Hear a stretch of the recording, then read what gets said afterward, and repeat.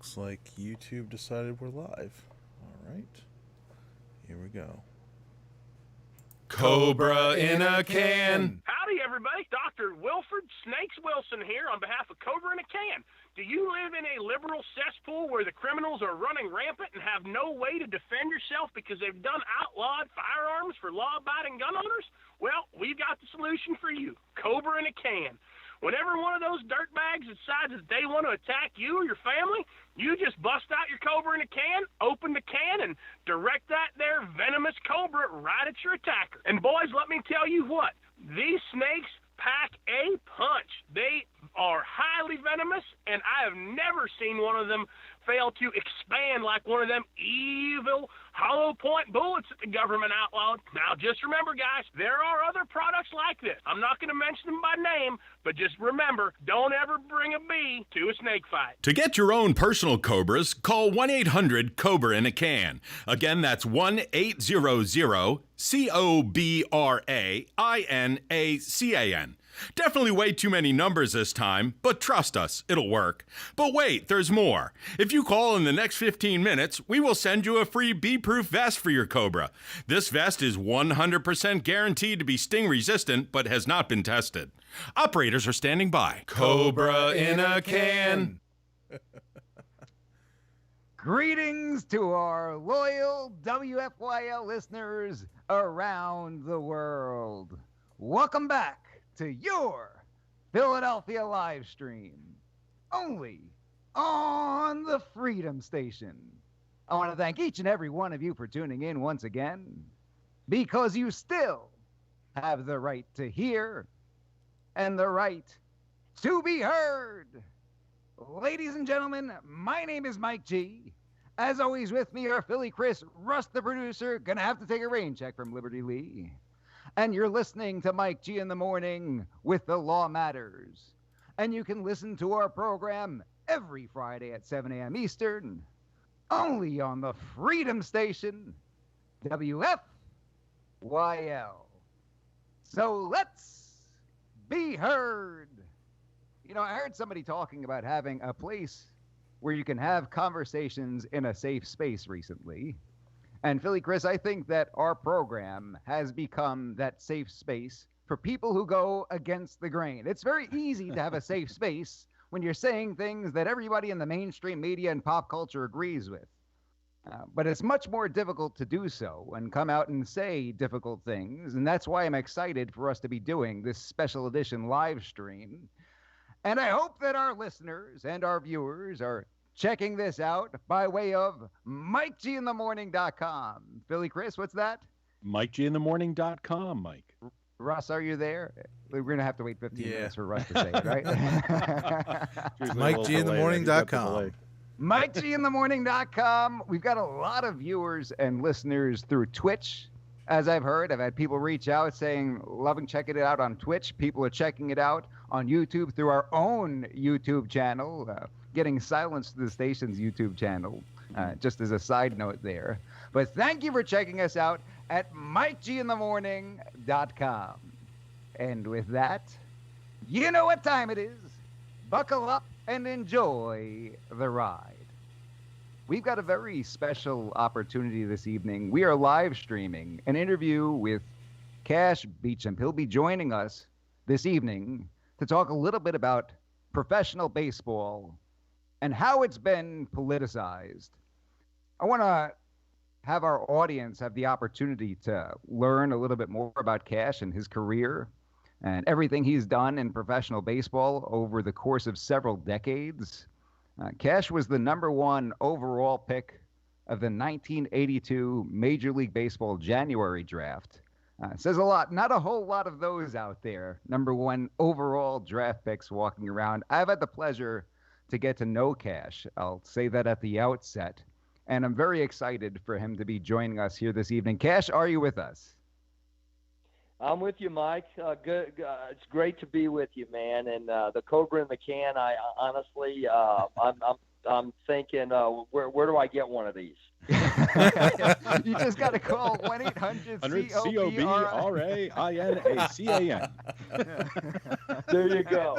There you go. I literally didn't know. I literally didn't know if I could do the interview. I was laughing so hard after that. Well, we're glad to hear it. You know, we have fun with that, but it's going to hit close to home here pretty soon with this administration. But that's neither Yeah. here Become a nor reality. there. You know, Cash, I got the opportunity to know you during law school, and we had a lot of mutual friends coming into it, but we did some work at a baseball facility out in Tulsa, Oklahoma, and you had coached guys that I had played with in professional baseball. And, you know, we've had a lot of in-depth conversations over the years. And one of the things you told me one night is you're talking about guys who gave their lives to the game. You mentioned a number of different people. One guy who stands out to me at this moment is Wally Bachmann. They ended up doing that little mini series on him and the independent club he was coaching at the time, which I thought was interesting. But when you say that somebody has given their life to the game, I think that pretty much sums up what you've done throughout the course of your life. Is that fair to say? You know, Mike, I honestly can really honestly say this, that every meal that I have ever eaten has been put on my table because of baseball from the time I was born. And, you know, I grew up I was very fortunate to have a father that played in the major leagues for 10 years, and he coached in the major leagues for 9 years and spent 56 years of his life in the game of baseball. And so I was born into the game of baseball. I was obviously, my mom and my dad told me that my first word was actually ball. It wasn't mama, it wasn't dada, it was ball. So I think they knew early on that I kind of had a passion for baseball, and I can never remember a day without baseball in my life. I just cannot remember a day. I think my first memories were that of being at a ballpark, and I think my mom said the first time she ever carried me into the ballpark when I could speak, she said, I said to her, Mom, we're inside Channel 2. You know, I thought that I had walked into this ballpark and the lights and I mean, I was just immediately addicted to the game, to the atmosphere, to everything that baseball entails. And it's just, it's been my life, and I love it to death. And I always say I've got a 58-year love affair with the game of baseball. And I just appreciate and respect the game more than words can even describe. So let's go back to your upbringing, you know, father playing in the major leagues, coaching Major League Baseball. Did you live in a lot of different locations? Where were you ultimately raised? Well, everywhere. And I really consider growing up a baseball brat, is what I like to call it, very similar to being to growing up as a military brat. You know, they always say the military brat, the baseball brat, whatever. But it's very similar to a military lifestyle as far as the movement. You just never know when and where. You know, my dad was a pinch hitter for 10 years. He was a really big prospect coming up in the minor leagues. Had several seasons where he had a couple of seasons, I believe, where he led the league in home runs and stolen bases, which was pretty rare at the time. And was the MVP of the Texas League in 1960, I believe the year I was born, 1963. He was the MVP of the Texas League and was this really up-and-coming prospect. To give you an example of how good he was when he signed, he got a $50,000 signing bonus in 1957. Wow. As the number one overall draft pick in 1982 in the January draft, my whole signing bonus was around $65,000. Wow. And Sean Dunston, who was the number one overall pick in the June draft that year, I think Sean Dunston and we were two number one overall picks in two drafts that year. I think we had $165,000 that Major League Baseball invested in us. So I think it's safe to say that Sean Dunston and myself were born about 15 years too soon, because those signing bonuses went up quite a bit after that. So, but, you know, if I'd have got all that money, I wouldn't be talking to you right now. That's right. That's right. You'd be in the Hollywood Hills, one of those elites, right? Yeah, I know. Hopefully they wouldn't have changed. They wouldn't have brainwashed you having all that money. But when you talk about your dad, good. I'm sorry, it wouldn't have changed me one bit. Let me just say that. I'm glad to hear. Glad to hear it. Now, when you talk about your dad getting 50 grand back then people were getting a bus ticket and a steak dinner to play pro ball, right? I mean, guys had jobs in the off season as professional baseball players. Isn't that true? And my father did, absolutely. My father used to come home at the end of a season, and he would probably take about a week or two off to kind of decompress and mostly to let his body heal. And then it was off to work. I mean, some of the jobs my dad used to do in the off season were great. I mean, he actually sold Western boots, cowboy boots, at a place called Buffalo Ranch, which is a kind of a interstate stop off in between Bonita and Miami, Oklahoma, and very close to where Mickey Mantle was born and raised. Miami, Oklahoma is actually connected to Commerce, which is where Mickey Mantle's from. So we grew up real close to where Mickey Mantle grew up, and he used to sell cowboy boots. One year he worked, he drove a propane truck, in the off season, and anything he could do to make a living, to help make a living. But those guys back then, I mean, they played for total love of the game. I mean, what else could it be? I mean, I think my dad got a $30,000 contract one year, and he was just thrilled. I couldn't believe how happy he was. So, yeah, they loved the game back then when he played. So was Oklahoma sort of your home base when it all came down to it? Did you spend a lot of time in Oklahoma growing up? Yes, our family is from a little town in northeast Oklahoma called Grove, Oklahoma, and it has been kind of the base of our nuclear family, and my cousins and my aunt and my uncles, and then we do have some family spread out in Miami, Oklahoma, and then Tulsa, and just that northeast Oklahoma area is kind of where our close family's from. But we've got families scattered all over the country now, and but this little town in northeast Oklahoma is where we always called home, and where my dad built a house, and where we settled in the off season. But I would pack up and I would go from New York to Houston. I'd be in a school in Houston to finish out the school year, and then Dad would get traded to the Mets or wherever he got traded to next. And hey, we just packed up, and one day we unloaded our house, and 2 days later we had to pack up. And after Dad got traded from the Astros, I believe, to the Mets, I believe it could have been the Reds. I don't know. It's been a long time, but he was a journeyman. He was a journeyman pinch hitter. And he destroyed his shoulder and could never really throw after he dislocated his shoulder, and that kind of really relegated him to a pinch hitter's role. And then because he couldn't throw, he had to move to first base. I would say he was probably one of the fastest first basemen to ever play in the game. At one point, he was the fastest player in the big leagues. And that's something that I know he was very proud of. And his manager said if there was a faster guy in the major leagues, they didn't know who it was. And so he was a great athlete. I couldn't carry his jock athletically. I had to work my tail off to get where I got. And, unfortunately, the shoulder injury thing was, I hope it wasn't hereditary, but I had a lot of the same issues with my shoulders when I played. And that kind of cut my career shorter than I wanted it to be, even though I hung around and played independent ball and in the minors until I was 38 years old. I just couldn't get the game out of my system. I loved it so much.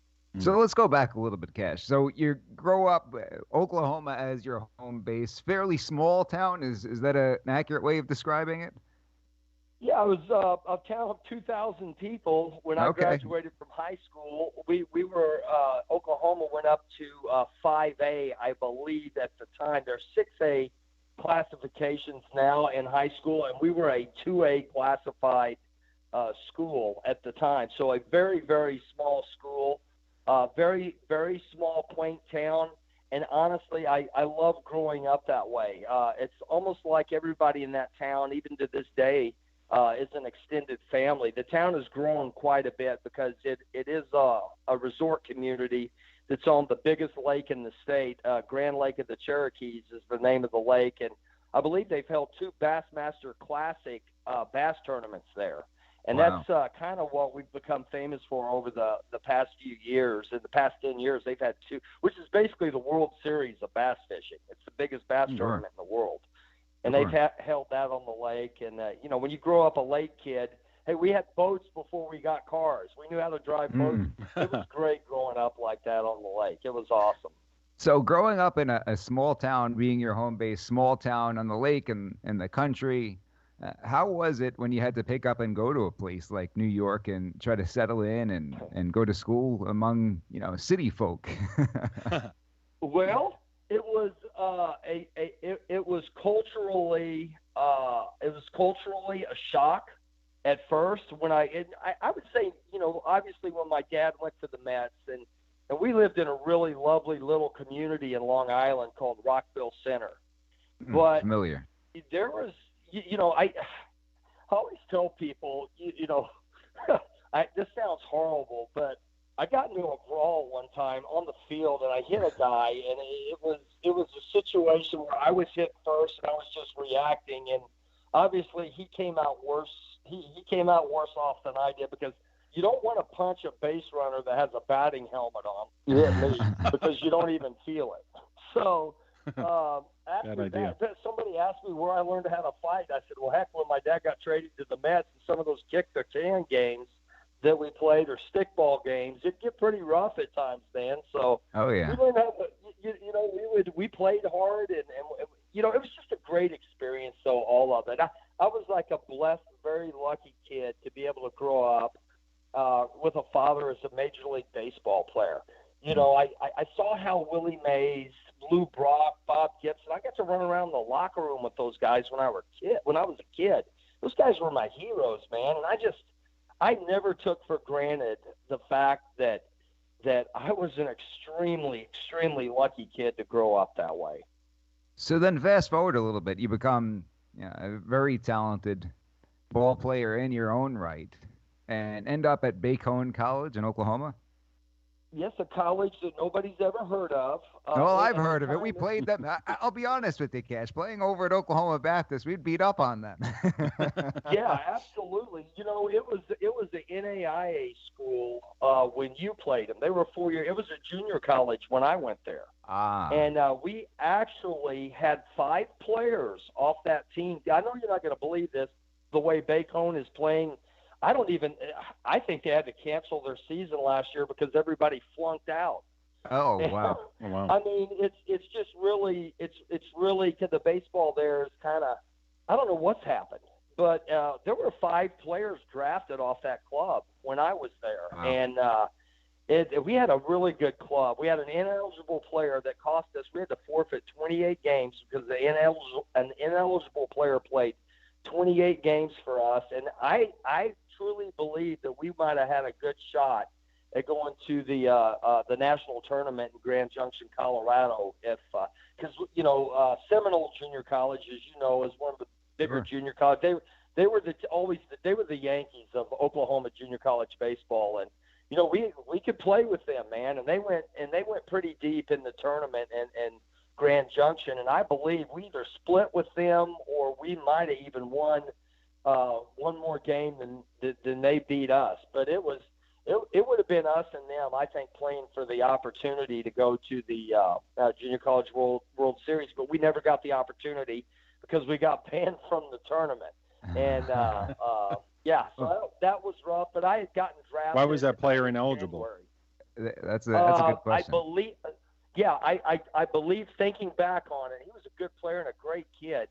I believe thinking back on it that he was a kid that had transferred in from a 4-year school and didn't sit out the required time that you have to sit out if you go from a 4-year school to a junior college. I think you have to sit out a semester, and then he may not have even been eligible to play because of that, because he had too much time at a 4-year school. It was something on that, a 4-year to 2-year type thing where he didn't sit out enough games.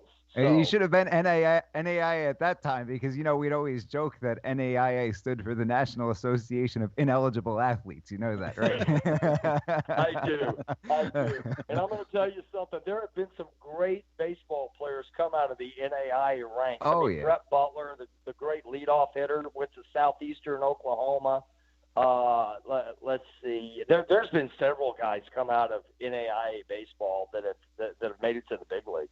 Is certainly legit, but if you ever seen the Yeah. show Last Chance U on Netflix, they deal with football Yes. and they got baseball. That just felt so close to home with NAIA because everybody I was playing with was either a D1 transfer who got hurt or failed out or had something go on, or guys who were coming from junior college and certainly had the talent to play Division I baseball, but didn't have grades or whatever else the issue was. I mean, we had guys in the program who had been drafted at a high school or drafted at a junior college. How did that pan out for you, where you end up from high school to Bacone to #1 overall? That seems like an interesting Yeah. sort of jump. Were you drafted at a high school? No, I was not. I was barely recruited. This is.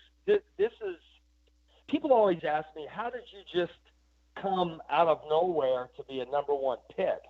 And the thing about it is when I went to junior college, I had never seen as many pitchers that were 88 to 93 that had great breaking balls. I mean, honestly, high school baseball was easy for me. It was easy.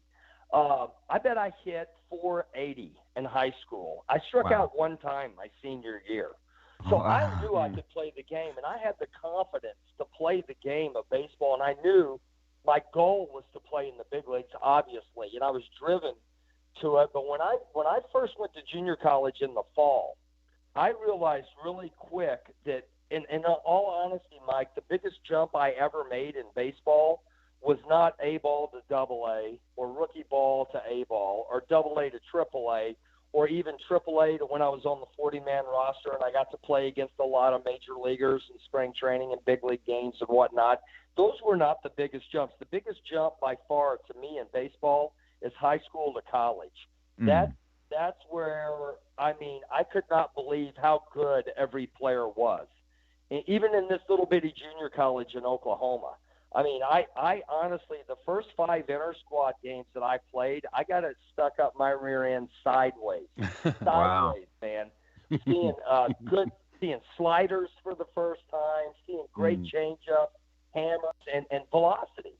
So I figured out really early that I was a little bit overmatched here, and I had some work to do. So what I did, and I swear this is what got me drafted, I figured this out on my own. I was having trouble with velocity, and I was having trouble with sliders. So what I did was I got an old Jugs pitching machine that we had. I went in our old gymnasium where you could not barely see the ball. The lighting was so bad. And it had a white wall that the ball was coming out of. And I set that pitching machine at about 94 miles an hour, at 94-mile-an-hour slider because it couldn't throw fastballs. Those old two-wheel Jugs machines could not throw fastballs. Yes, So I know exactly what you're talking about. I couldn't touch the thing when I first started, but I kept hitting, and it clicked. And when it clicked, I got into the games. I made practice tougher than the game, and the game became easy for me. The game slowed down, and I just went off from that day forward. And I hit over 400 in the fall with 5 or 6 home runs. Junior college baseball got scouted the most in the fall because all the scouts would go to the 4-year schools and the bigger schools, but they hammered junior colleges. I was playing in front of scouts for the first time in my life too. So for a dude that barely got recruited, I was offered a half scholarship to Arkansas out of high school, and I was offered a full ride to Alabama out of high school, but under the condition I had to make the traveling squad as a freshman, or they were going to send me to a junior college in Alabama. I felt like my best interest would be to go to this junior college in Oklahoma because, number one, my college or my American Legion roommate went there, and we were kind of a package deal. We were very close. His name was Brett Harrison. He got drafted by the Cardinals and played with the Cardinals organization, and so it was kind of a package deal there. But yeah, it was me getting into the cage and honestly hitting until my hands were bleeding and making practice tougher than the game is honestly what got me drafted. And I did that for a solid week. And after I could barely hit the ball when I first started, by the end I was smoking it. And I was never going to see a 94, 95 mile an hour slider in junior college back then. I wasn't going to see it. So if I could hit that, maybe if Mike G was there. Right. Yeah, Randy Johnson, right? I didn't have to face Mike. That was where I got That's drafted. what happened, right? That's right. Knock it off. But do you think that we see that mentality today where guys will go in there and hit till their hands bleed and, figure it out? Because that's a real, I'm going to figure this out attitude. I'm not going to whine. I'm not going to cry. I'm not going to have my parents call the coach and do it that way. I'm going to get better. You can see that displayed on a daily basis. I guarantee it. In the Dominican Republic, Venezuela, Mexico, in Japan, in the United States, I think that grind, that just dirtbag mentality, I see fading a little bit in the United States. Everything is too nice. The minor league ballparks right now are palaces. We played in crap holes. I mean, we literally played – our locker room in Peninsula had one light bulb hanging out of a ceiling. And the floor was the same color as the infield. It was red dirt. And I don't know if there was concrete on the floor or not. But the dirt, these places were unbelievable. Yeah. Where, I mean, Major League Baseball, if they took a look at the locker rooms that we had to go through in the minor leagues, they would have probably torched the field immediately. So things are much nicer, things are very cushy for players these days. So is it that desire to get to that next level, that desire that almost you have no choice but to succeed? Is that what sets things apart? Is that why over in some of these other places these players have that attitude? No doubt about it, Mike. They are literally playing baseball for their livelihood and for their families, not just for their nuclear family, for their mom, for their dads, for their aunts, for their uncles. I mean, these players, there are so many stories of Dominican players going back and just, you think of Roberto Clemente. These players were such giving players. Roberto Clemente was killed in a plane crash delivering earthquake supplies, I believe, to Guatemala.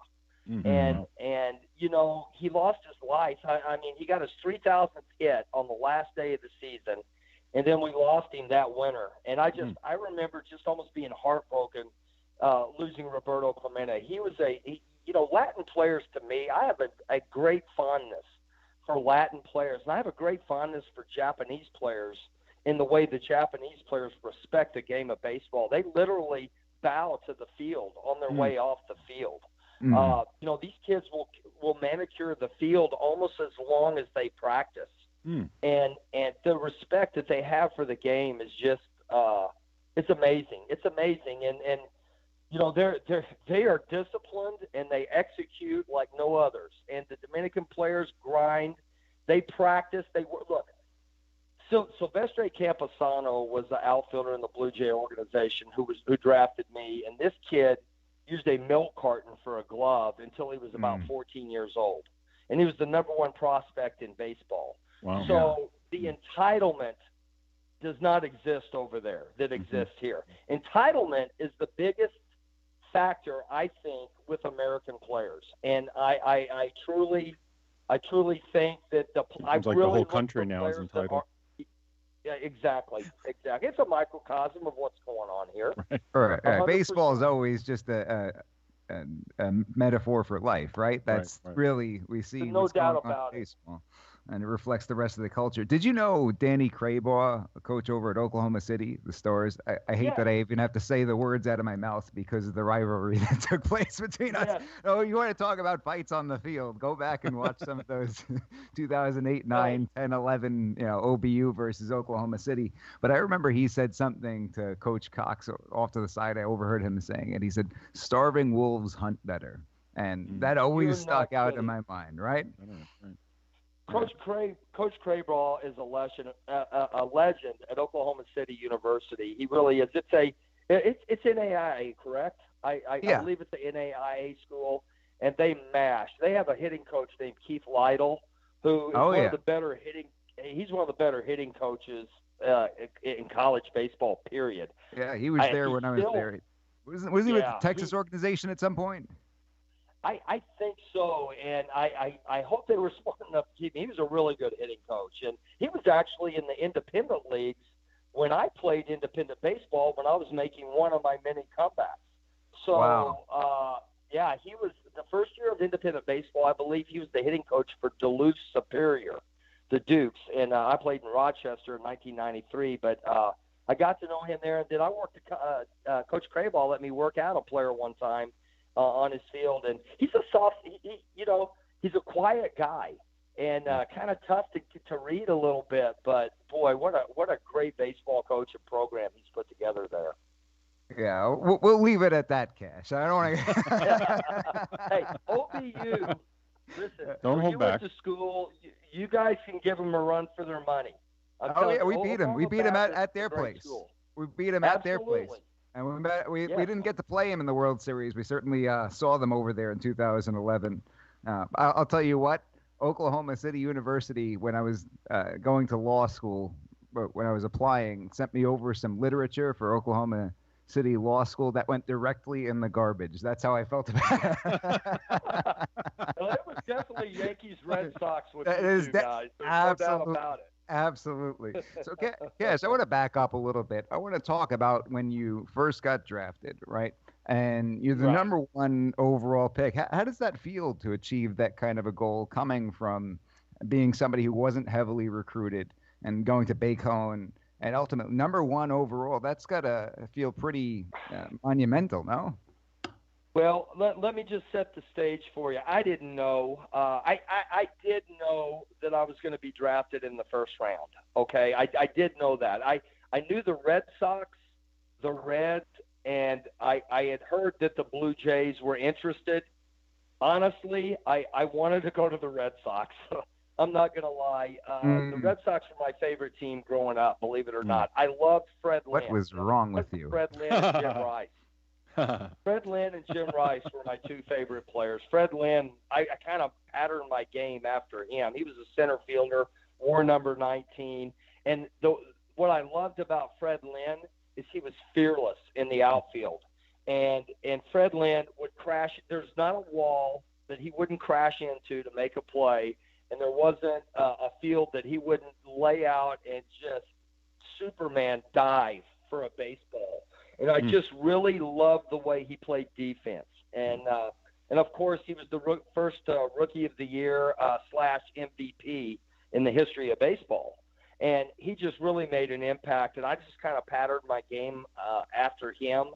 And even though I was a right-handed hitter and he was a lefty, but that was my guy. And I wanted to go to the Red Sox. I felt like the Red Sox were a little thin in the outfield at the time because they were getting older and moving on. And I felt like, if Boston drafts me, man, I got a good shot at moving up, faster. Unfortunately, the Toronto Blue Jays drafted me, and Lloyd Mosby, Jesse Barfield, and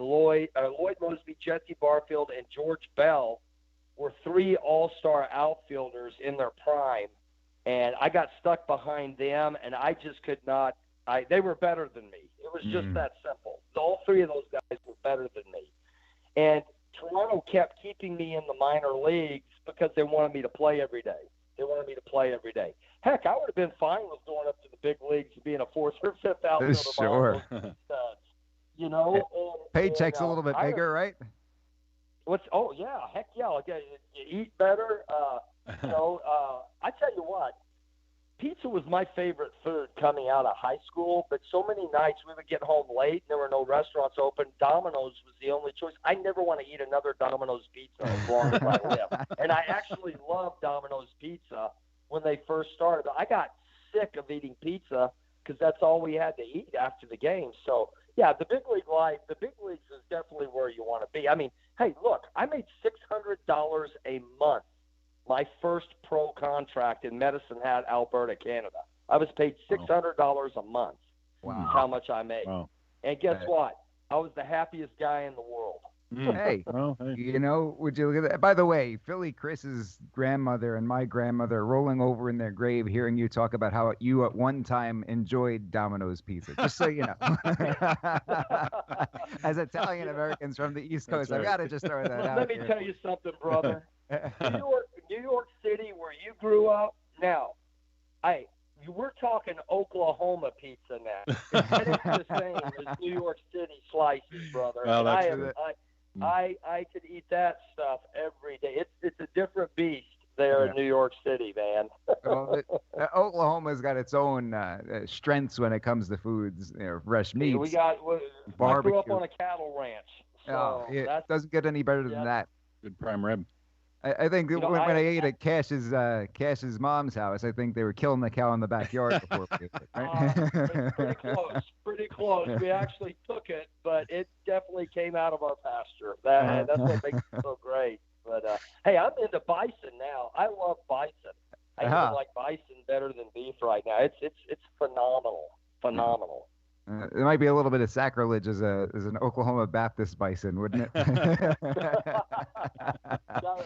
Sorry about your mascot, bro. Yeah, right. So, Cash, let's go back to you're in the minor leagues. You're living out on your own for the first time, or did you live on your own briefly when you were over at Bacone? Yeah, Bacone stayed in a dorm, and we had no AC in our dorms. We had to put fans and then we had to put fans in the window to have any type of airflow. There was no air conditioner, and then there was the old radiator type heating, steam heating was through radiators. So there were many nights when you can't control the temperature in your room. So when those heaters would get going, there were many nights it was 15 degrees outside and we had our window open because the heat was putting out too much heat. Then you would freeze your tail off in the middle of the night and have to get up and close the window. And you know, it's lucky I think that's why, knock on wood, I've been able to escape this virus. I think my immune system was built up so strong from being at Bacone that I've carried a great immune system ever since. Might be onto something there, yeah. Cold temperatures will do that. So That's you right. get to pro ball. Is this your first time leaving Oklahoma, living on your own for extended period of time when you're in pro ball? Living on my own, yes. By being away from, I was an hour and a half at Muskogee, Oklahoma, is where Bacone College is. The song "Okie from Muskogee." Well, Right. that's where the school was that I went. It was about an hour and 15 minutes away from Grove. So, it wasn't that far for me to go home on the weekends and stuff. And we'd all go home and, see our families and stuff on the weekend. But, when you get drafted and you go into pro ball, it's time to grow up and get on your own, man. I was 19 years old. And my first year I went to Medicine Hat, Alberta. And believe it or not, honestly, thus far, the only player that I have heard speak out on what's going on politically in baseball so far has been David Wells. And I don't know if it's because David Wells was my first roommate in professional baseball that maybe the reason maybe we're talking about this a little bit, maybe it has something to do with us being room dogs in Medicine Hat. But rooming with David Wells was like nothing else I've ever experienced in my life. I would just whatever you have heard about David Wells, it's true. The truth is coming out. It's all true. But guess That's what? funny. That dude is a guy that I totally respect. He has intestinal fortitude and I could use another word that is protected by a protective cup at baseball, but I'm keeping it clean here. He had the intestinal fortitude of nobody that I really ever played with or against. As far as look, man, he didn't care. He didn't care. If he believed it, he said it. And I respect that about him to this day. And it is not easy to come out and talk against what made him millions and millions of dollars.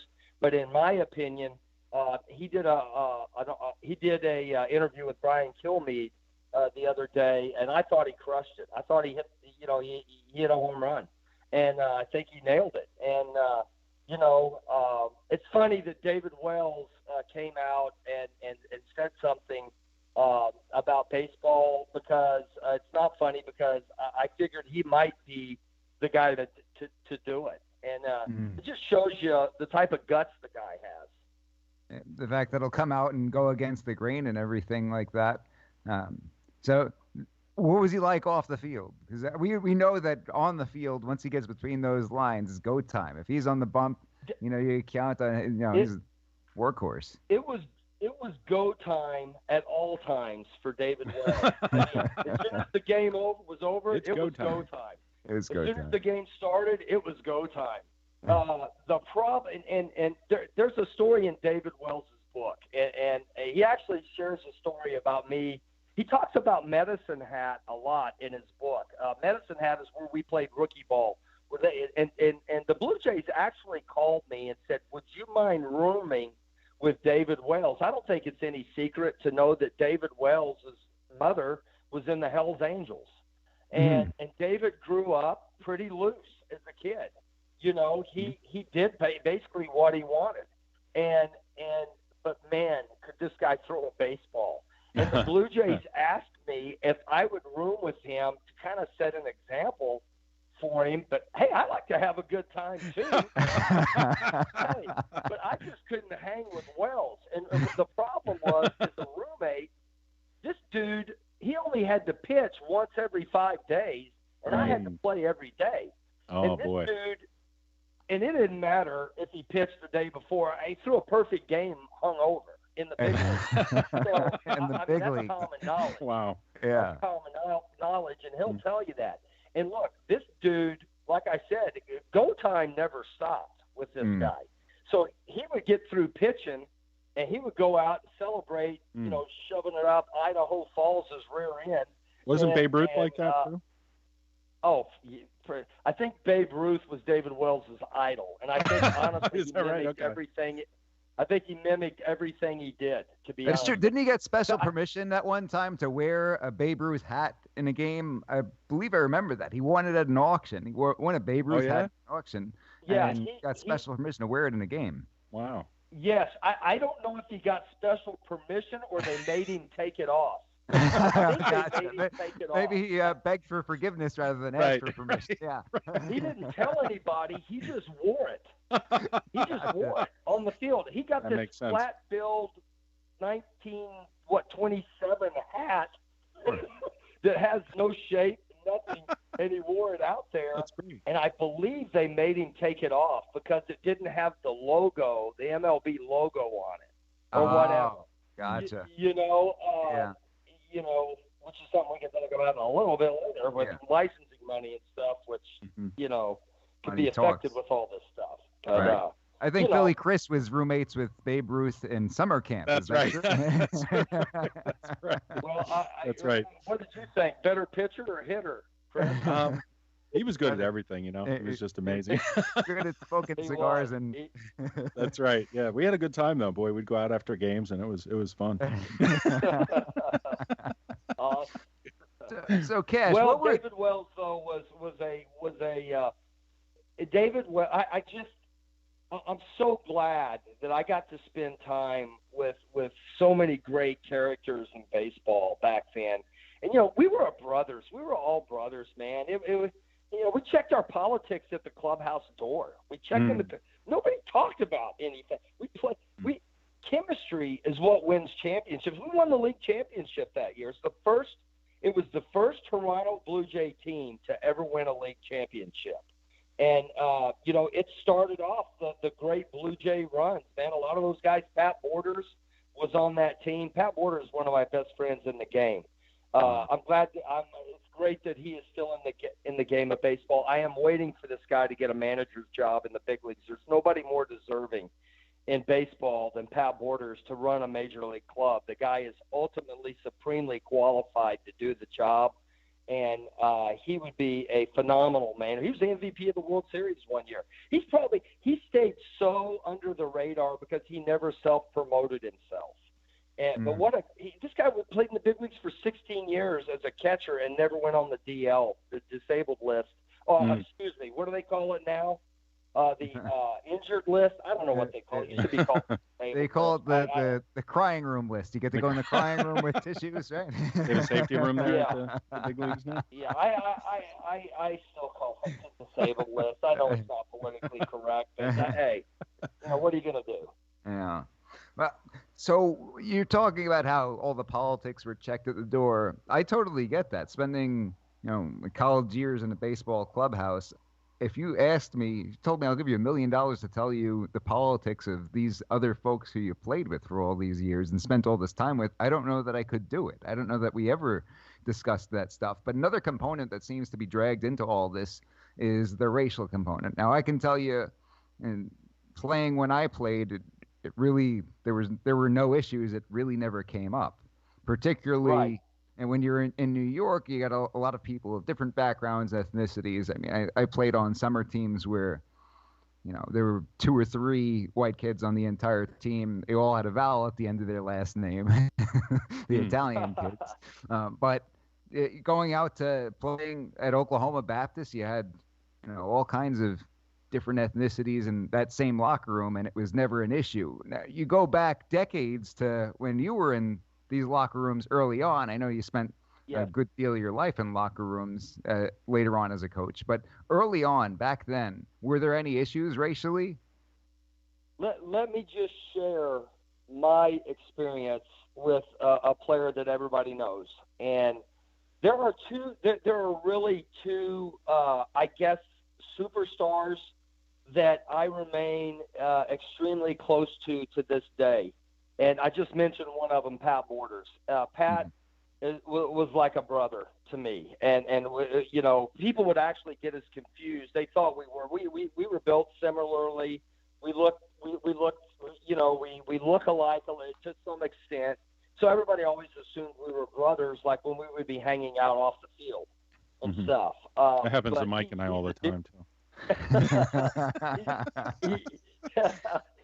He's a dear friend. So obviously both you guys are what, like models or something? No, only Mike is.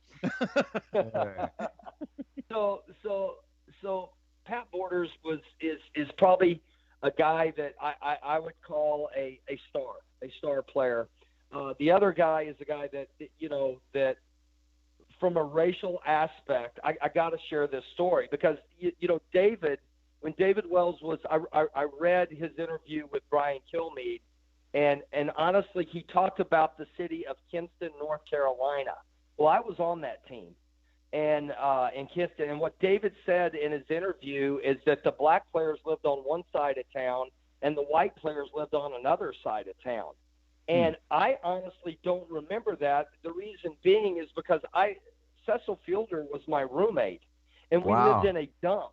We lived in a trailer. We lived in a trailer that was the worst place that you could imagine. I don't know if I was in the hood. I don't know if I was in, honestly, White Trashville. I didn't know, and I didn't care. Yeah. I didn't know, and I didn't care. Cecil Fielder grew up in South Central L.A., okay? I grew up in Lily White, Grove, Oklahoma. Okay, Wow. I grew up in an all-white town. Cecil Fielder grew up in around very close to South Central LA. So we came from 2 different backgrounds, and this division of the country on race, I don't understand it. I just can't understand it because we had something mutual in common. We had the game of baseball in common. And I respected that man by the way he went about his business. I was in awe of his physical ability. I loved the dude on and off the field. I didn't give two craps what his skin pigment was. Didn't matter one bit. He didn't give two craps what my skin pigment was. And we lived together for 3 different years. We were roommates for 3 years coming up in the Blue Jay organization. I chose to room with him. He chose to live with me. I used to change Prince Fielder's diapers when he was a baby. Wow. Sometimes I would hold Prince. Prince would be screaming and wailing at night, and Cecil I could hear him getting frustrated because he had to sleep for the game. And Prince said, I said, let me have him, brother. I mean, I'd take Prince and we'd hang out, and I'd stay awake and let Cecil get some sleep because I needed him to drive me in. Was what I needed. I was going to get on pace for him, and that dude was going to drive me in.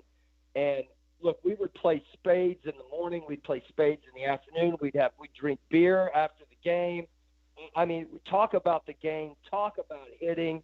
I mean, I would not trade. And I tell you what, if you go back and you talk to Cecil Fielder about some of the funnest times of his life in the worst place that I guarantee Cecil Fielder and I have ever lived, we would open the refrigerator door and we would get shocked by the refrigerator had a short in it.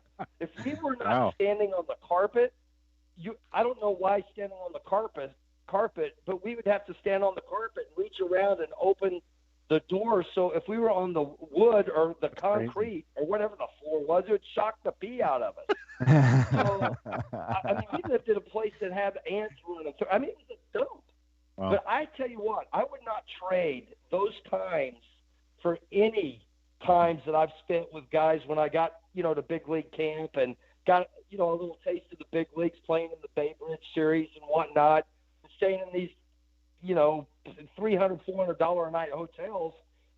Hey, I tell you what, you go back to Kinston, North Carolina, and Cecil Fielder and myself, I would not trade those days for anything. For anything. That's why I love baseball. And there was no racial issues when I played. There were none. There really weren't. And we'll get into this a little bit when we talk about some mistakes I think baseball has made in the past. But the biggest mistake Major League Baseball ever made in the history of the game was waiting till 1947 to allow Jackie Robinson to break the color barrier. That's the biggest black mark on baseball by far. It's the one thing that I'm ashamed of, that I chose Major League Baseball as my career and career path. I was ashamed that it took that long to have those. I mean, just think about what baseball would be without Jackie Robinson. Come on. Sure. Hank Aaron, Willie Mays. Yeah.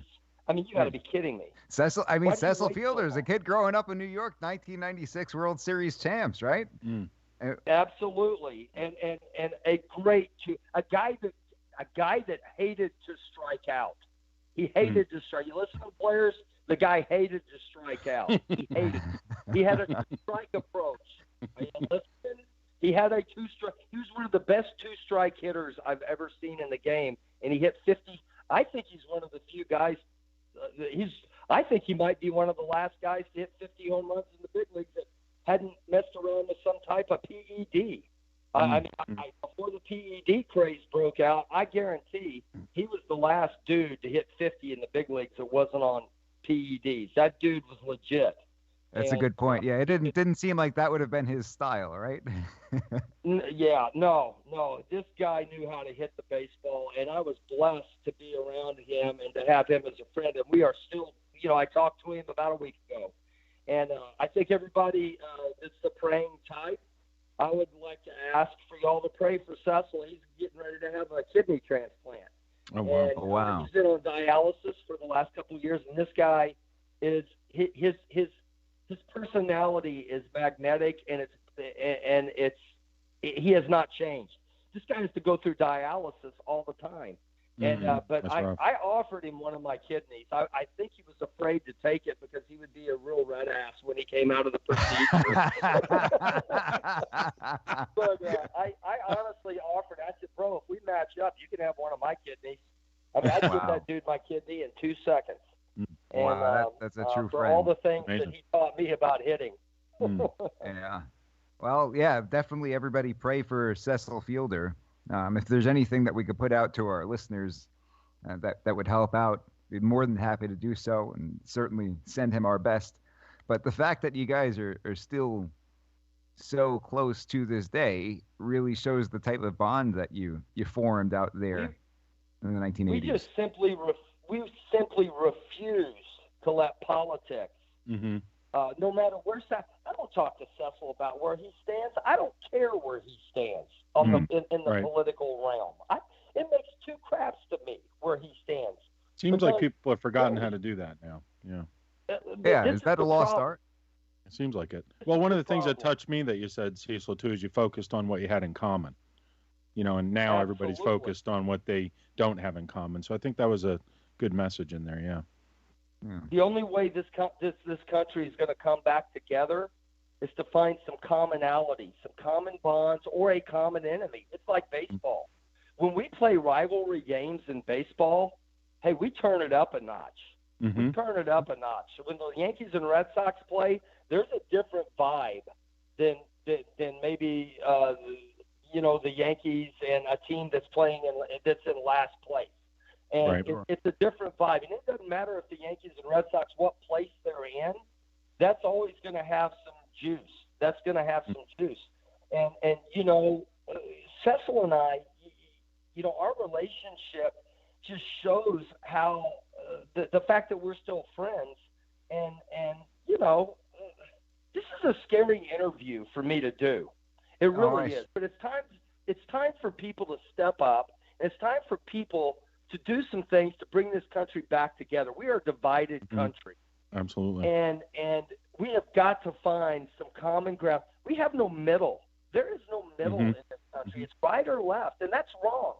That is wrong. We've got to find a middle somewhere, somehow, or it's going to get ugly, man. And you think about what could possibly happen from this. Hey, I know history. Man. History was my favorite subject in college. I went back to school, and I was a double major. I was a radio, television, broadcast major with a history minor. That with a history minor. So I love history, and I go to museums. I love history, and I hate to see it trashed. I don't care if it's good, bad, or that's what makes us who we are. Right. I've had bad things happen to me in my life. Okay, but that's what's helped.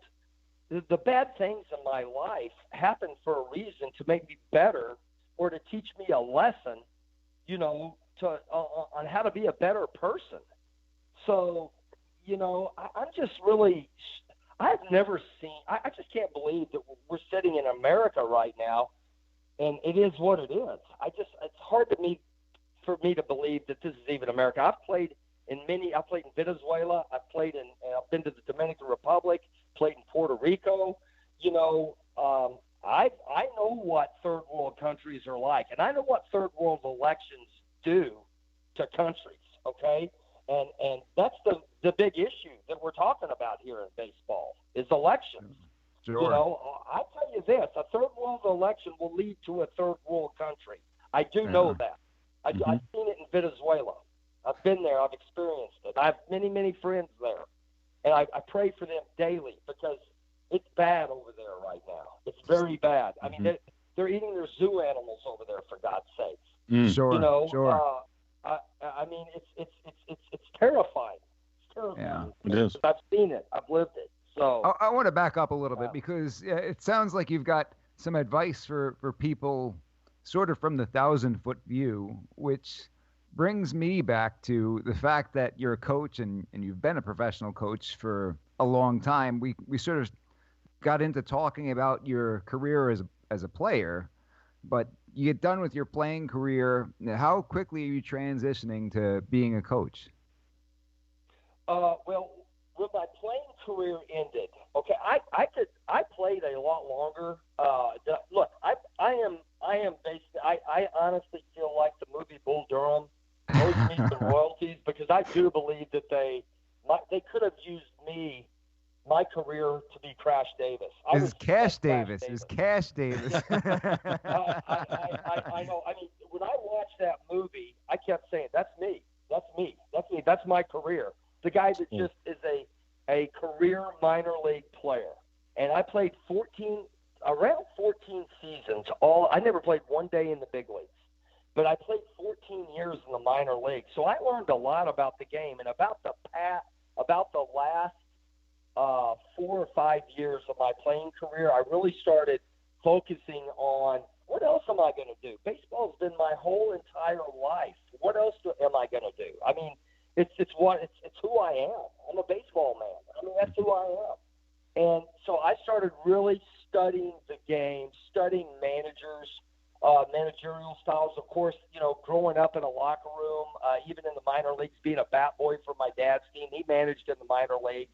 I used to watch everything that all these managers did in the era that I came up in the 70s. And actually the 70s was the era that kind of influenced me, because that's where I was in these locker rooms all through the 70s. And then I started playing my career in the early 80s.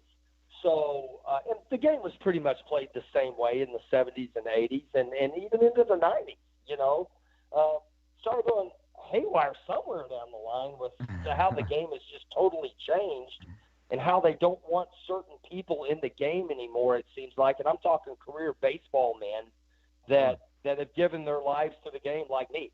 Honestly, I feel like Pat Borders and myself, we're one of the few old school dudes left in the game, period. And we have had to adapt to the players today. They're different than they were. We were savages when we played. I mean, we were savages on the field. I mean, with home plate was fought over. I mean, the reason I didn't play in the big leagues, if you want to know the main reason, is I got in a collision at home plate, trying to run over a catcher that was bigger than me and badder than me, and I knocked the crud out of him, but I broke my scapula. And come to find out, I was probably going to go to the big league. I was hitting 330 in AAA, and at 23 years old, and it had 14 home runs in July, and I was getting ready to get called up to the big leagues, and I was the first time. That was going to be my time. 2 days before that happened, I got in a collision at home plate, broke my scapula, and missed the rest of the year, and never really got another opportunity after that to go to the big leagues. It just was not meant to be, and that was God's will for my life. I'm completely at peace with that, because I always tell everybody that if I'd have made it to the big leagues, I would not be able to help younger players out, because I would probably be on a golf course someplace. Let's face it. I mean, but I've given 1 million hitting lessons to young kids, and that really is the gift.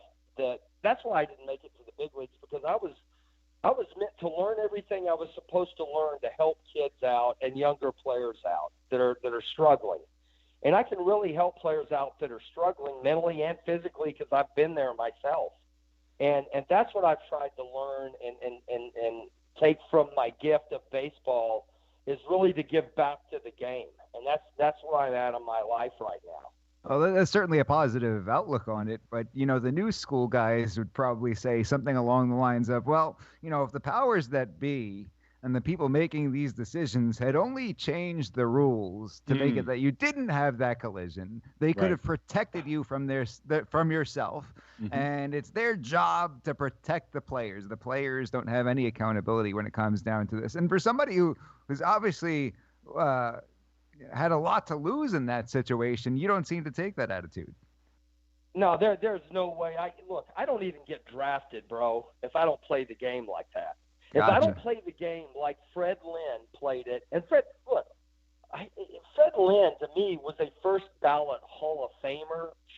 Could have been unanimous. The injuries just totally. It's the way he played the game. I had to play. I was not as physically gifted. I could not carry Cecil Fielder or Fred McGriff, who was the other first baseman on the Kinston team. I had Cecil Fielder and Fred McGriff. That's splitting crazy. Time at first base in Kinston with David Wells on the mound. I mean, we were stacked. The Blue Jays were stacked with talent back then, and I couldn't carry their jocks talent-wise, but I had to grind, and I had to break up double plays. I had to run over catchers. I had to be a teammate that would fight for his teammate.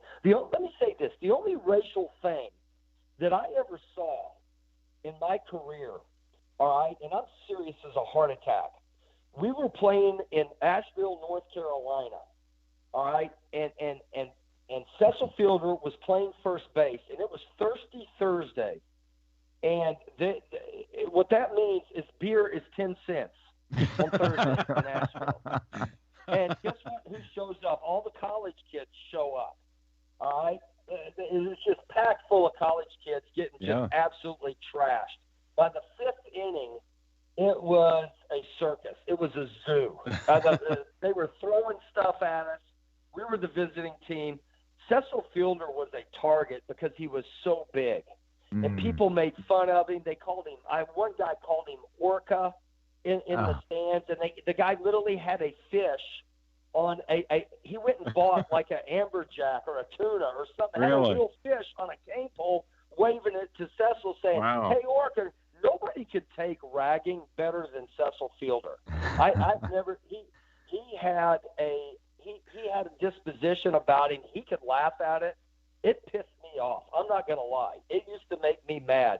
They would pick on my roommate. And sometimes I would say something. But this one night. No, you say something? No.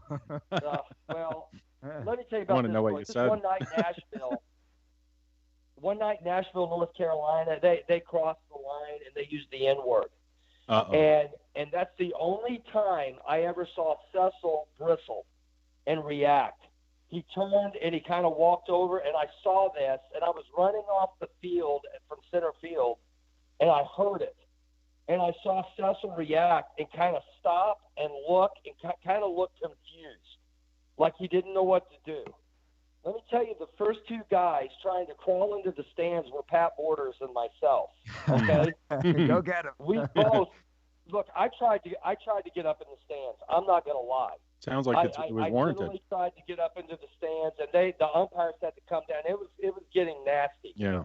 And the manager, our manager was Doug Alt, and he came over.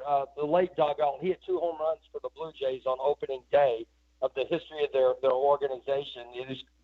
But he was our manager, and Doug Alt, had to come and to get between us and what's going on. I told him what happened. And he tried to get in the we have each other's back.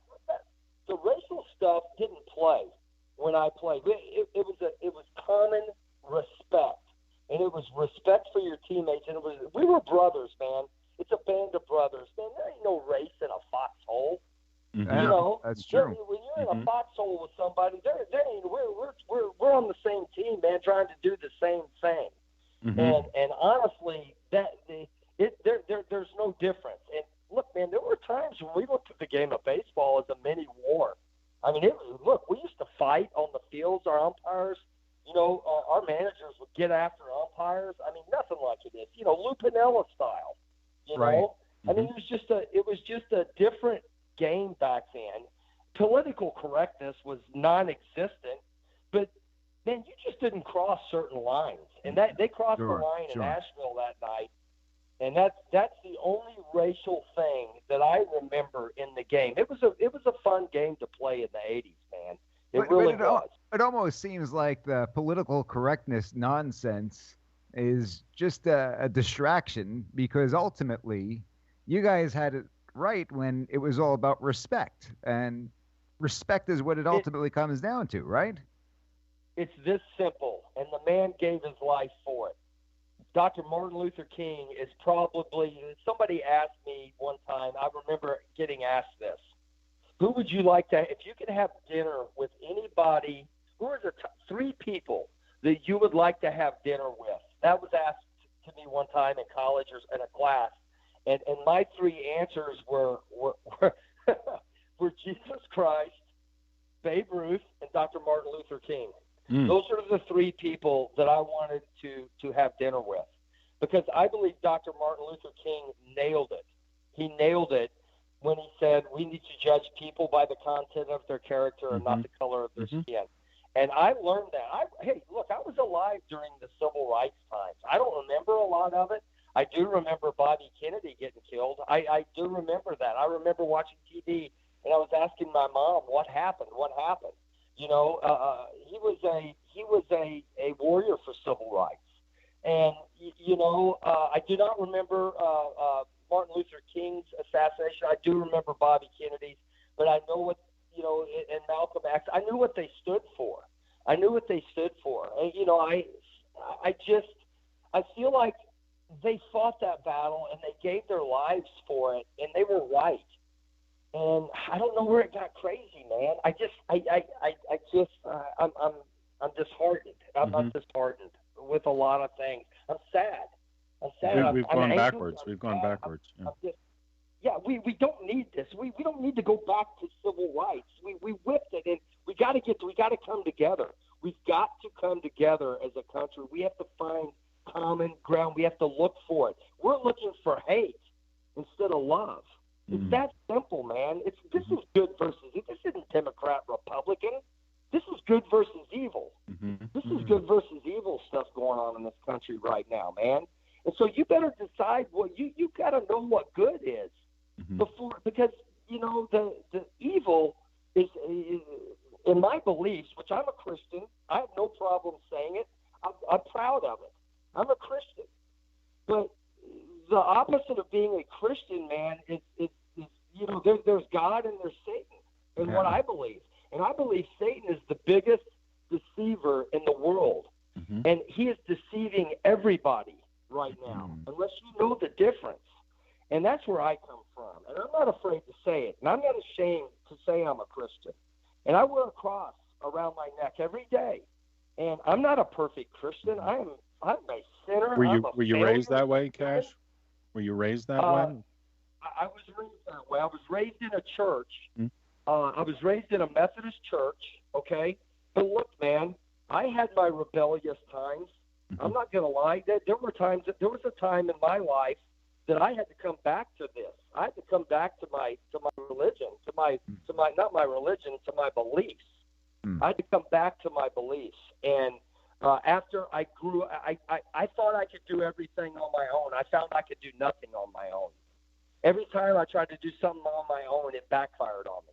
So I needed a higher power, a higher calling. I believe that God blesses people and that are faithful to Him. I believe that. I've lived it. I believe God teaches us. He's our Father. He teaches us tough lessons sometimes. My favorite verse in the Bible is Romans 8:28, which I believe in my down times, when I was a little bit rebellious in my life, and when bad things were happening to me, I feel like I could have gone a very bad way. I feel like if I didn't make it in baseball, that was my identity.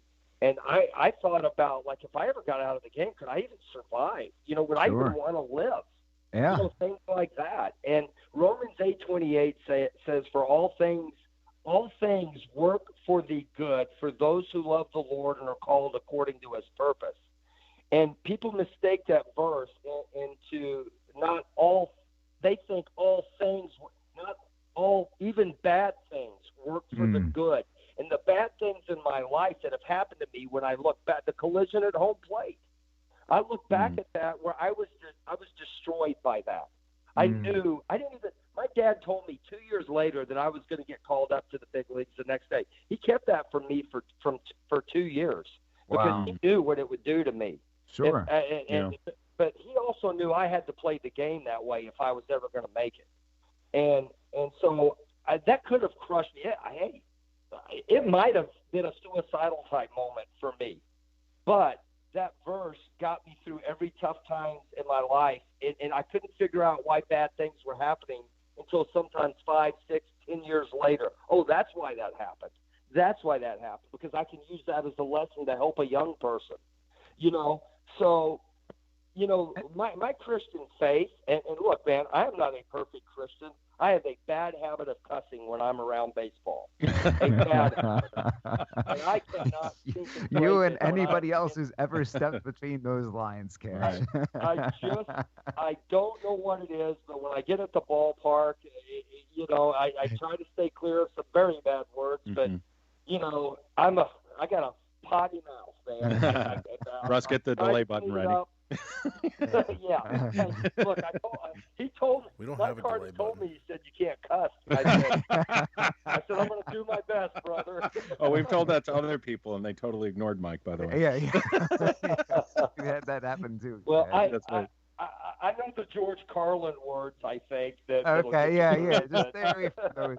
That's what I told the last guy. I said, "There's how many words that you can't say? You got to throw that one in there." Cash, you know, all this stuff that you're talking about, does that all factor into your style as a manager? Because as a manager, you're a leader, you're a teacher. There's a lot of things. Did you coach with the Montreal Expos organization early on in your career? I was the only coaching experience I've had with a major league organization was after my playing career. I was actually still playing. I was actually going to play in Winnipeg, which ironically I'm the hitting coach now for the Winnipeg Gold Eyes organization in independent baseball. I literally was going to play for the Winnipeg Gold Eyes when the Montreal Expos called me and asked me if I would like to be the Double-A hitting coach in Harrisburg, Pennsylvania, in your neck of the woods, bro. Yeah, In familiar. Harrisburg. Yeah, and I started my coaching career in Double-A. I felt like, I was in my 30s, and I felt like this opportunity to start at Double-A as a hitting coach was a really good opportunity for me. Sure. And I went to the Expos organization. I spent 3 years with them, at a great time. We were Organization of the Year 2 out of those 3 years. We had some great – that's when the Expos in '94 were going to win the World Series, and the strike absolutely clipped it. They would have won the World Series that year. Wow. They had Pedro. They were loaded. Go back and look at the strike year and look what the Expos were doing. That's all those guys that we helped develop in the minor leagues were now coming into fruition in the big leagues, and they were kicking some tail. Was Vladdy around back that then, or is that before his time? Vlad Who's Guerrero? Vlad Guerrero? I actually, Was it before his time? Vlad Guerrero was with me in West Palm Beach. I coached him in West Palm Beach. Wow. And that would be 19, was that 93 or 94? No, I can't remember the year. I can't remember the year, but I coached Vladimir Guerrero was the best player I ever coached. I was going to say, did you teach him how to hit a ball 2 inches off the ground, 6 inches outside? I did not. Put it over the wall? No, I did not. What I did to Vladimir Guerrero, I believe God just said, hey, dude, you're just going to be better than everybody else. But here's the thing. Let me tell you a quick story about Vladimir Guerrero and Andrew Jones. My dad was with the Braves. I was with the Expos.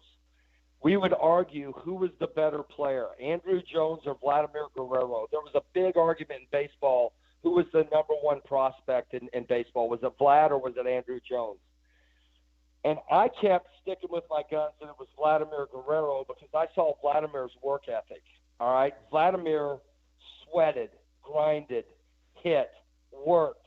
Mr. Jones did not have the work ethic. They had the same amount of God-given talent. And Andrew Jones, the fact he's not in the Hall of Fame is my dad played with Willie Mays, okay? My dad said Andrew Jones was the greatest center fielder to ever play the game. Better than Mickey Mantle, better than Willie Mays, better than all of them. He really did. He said he was that good of a center field, but Andrew was so gifted he didn't work very hard. And he had times where he would dog it. And I remember Bobby Cox yanking him out of the game in the middle of an inning or letting him run it, trying to teach him lessons. And honestly, there's a player in the Braves organization right now, Mr. Acuna, who has that type of skill set. And I hope that he works his butt off because that guy's got a chance to be something really, really special. He did out a routine ground ball at first base yesterday, a hard hit three-hopper to the shortstop right at him, and the shortstop did not delay, fired a seed, and he just flat beat it out. I've only seen 2 guys do that. The only 2 guys I've ever seen do that were Bo Jackson and Deion Sanders. And I saw Acuna do it yesterday in a game. But if he can do it once, he can do it all the time. Do you imagine if he ran everything out that hard, the pressure he would put on the defense?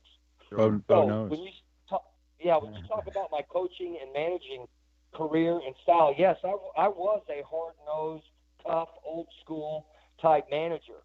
Now, if I managed again today, I could not manage that way. I just couldn't do it. Guys would quit. They would quit. Really? I mean, if I managed the way I was managed, and the way my dad managed, and the way They'd cancel you honestly, now. Bobby. Well, yeah, absolutely. An agent would call up and they would, first of all, they would probably accuse me of being a racist. Mm-hmm. Would be their first go-to, and then the second thing would be, I mean, my dad's been accused of being a racist before when he was managing in the minor leagues, and Hank Aaron stood up for him because my dad was a Brave. And Hank Aaron played with my dad, and my dad told an agent one time that Jim Beauchamp is not a racist. I played with him. Hank Aaron knows who a racist is and who isn't because he lived it. He should have a pretty good idea out of anybody, right? All the heat that that guy took I would think Hank when Aaron he was has breaking the few record. letters. Yeah, I think Hank Aaron has a few records that or a few letters when he was chasing that record that prove that he knows what a racist is. Yeah. All right. So, we just don't. I have so much respect for any minority that makes it to the top of their profession in anything, especially back in the days where that stuff was going on, and I just don't. I believe, as a person that has never been seriously. I've never been political. They are forcing us to be political. I don't want to be political. That's They're right. forcing us to choose a side. That's right. It's not right, man. And and I refuse to let that ruin a relationship that I have already nurtured and developed. I mean, I got a buddy that lives in Oakland, California. That I played with, Vern Spearman. I have no problem saying Vernon's name. Vernon and I are as two opposite of dudes politically as there is. But you know what? I guarantee Vernon Spearman and I could sit down over baseball, and we could have a couple of beers, and we could have one heck of a good time tonight. And I know Vernon, he has his political. But guess what? I just don't let that ruin relationships, man. I'm not going to allow it. I'm not going to allow it to do it. I know what's right and what's wrong. I know what racism is. I know what it is. I saw it in Asheville, North Carolina. That's right. But I also know how to beat it. I tell you, I would love for me and Cecil Fielder to do something to try to bring this country back together someday. That would be great. Yeah. That would be great. If you guys if want you us wanted to promote that out there, count us in. No, let me tell you, it's up to Cecil. It's up to Cecil. Cecil's a superstar, man. He's a superstar. I was just a minor league freaking dirtbag my whole life, and that just scrapped and clawed and did all I could do to play the game of baseball as long as I could play it. Didn't care how much money I made. Didn't care if I made a cent. I will never trade my life for anything. And yeah, I'm a first overall pick that never played one day in the big leagues. You want to call me Ryan Leaf? That's fine. I don't care. Do you know how hard it is to get to the big leagues? Hey, oh yeah. I know why Bryce Harper was a brat when he first was coming up, because first overall draft picks, we think we have to be the best player in the league every year to justify our draft spot, and we were too immature. Look, I threw fits, man. I threw my helmet. I tore up locker rooms because I was so frustrated because I felt like I had to lead the league in hitting every year because I was a first round draft pick. That's an honor, but it's also a little bit of a curse. So, now, Russ, I want you to pull up that clip. That clip, Russ. But you got the Wingnuts clip. We're going to get into your managing style and the attitude and sort of how you led a ball club and how that sort of fits with the culture of baseball today. Russ, do you have that clip? All right, here we go. Just make sure there's no sound because we'll get yanked off of YouTube for the music one where they beep everything out. Yeah, well, we can't. Yeah, we get no sound. They'll pull us off. Yeah, okay. It's muted. So for anybody who's watching on YouTube, you can see right now, here's Cash as the manager. He's sprinting on out. That's great. That's passion. He's kicking the dirt. The shoe comes off. The armpit.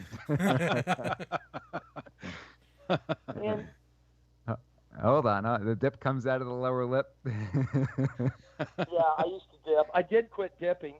Oh, congratulations. Yeah. Just needed a bowl of mustard there. That's it. You got tossed. Yeah. You Throwing can see the him yelling out of his armpit there.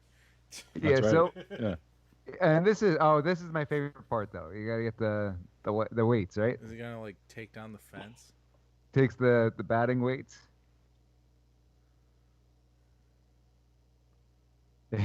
He's gotta go grab a second one, puts them on like binoculars. That's great. What? Great. He I didn't takes realize off. what that So, was the other night. Let's give a little context here. So this is independent ball, right? You're managing an indie ball club. We can say everybody who's seeing this can see it's the Wichita Wingnuts organization no longer around. And I didn't know you at this time, but there were guys who were on that ball club who I knew, and one of them whom I knew very well. I did my throwing program over at that stadium after I had Tommy John after my junior year at Oklahoma Baptist. And these were guys who spoke very highly of you. I don't remember if it was the year, I believe Doug Hearn was on that club, and Justin Young, who I got to know from being around Doug in the club while I was doing that rehab program over there. But these guys, they spoke very, very highly of you as a manager. They loved playing for you. These are guys who wanted to get up, and they wanted to succeed for their manager. You look at that video, and you think nowadays that guy is a Neanderthal. Okay. Let me give you a little, and this is just the way I played the game.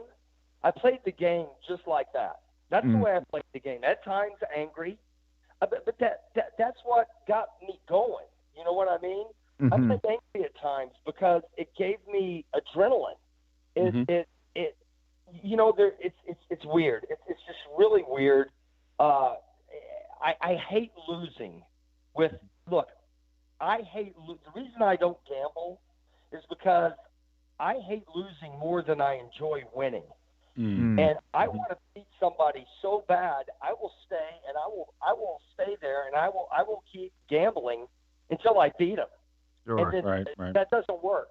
That does not work. It's not baseball. You know what I mean?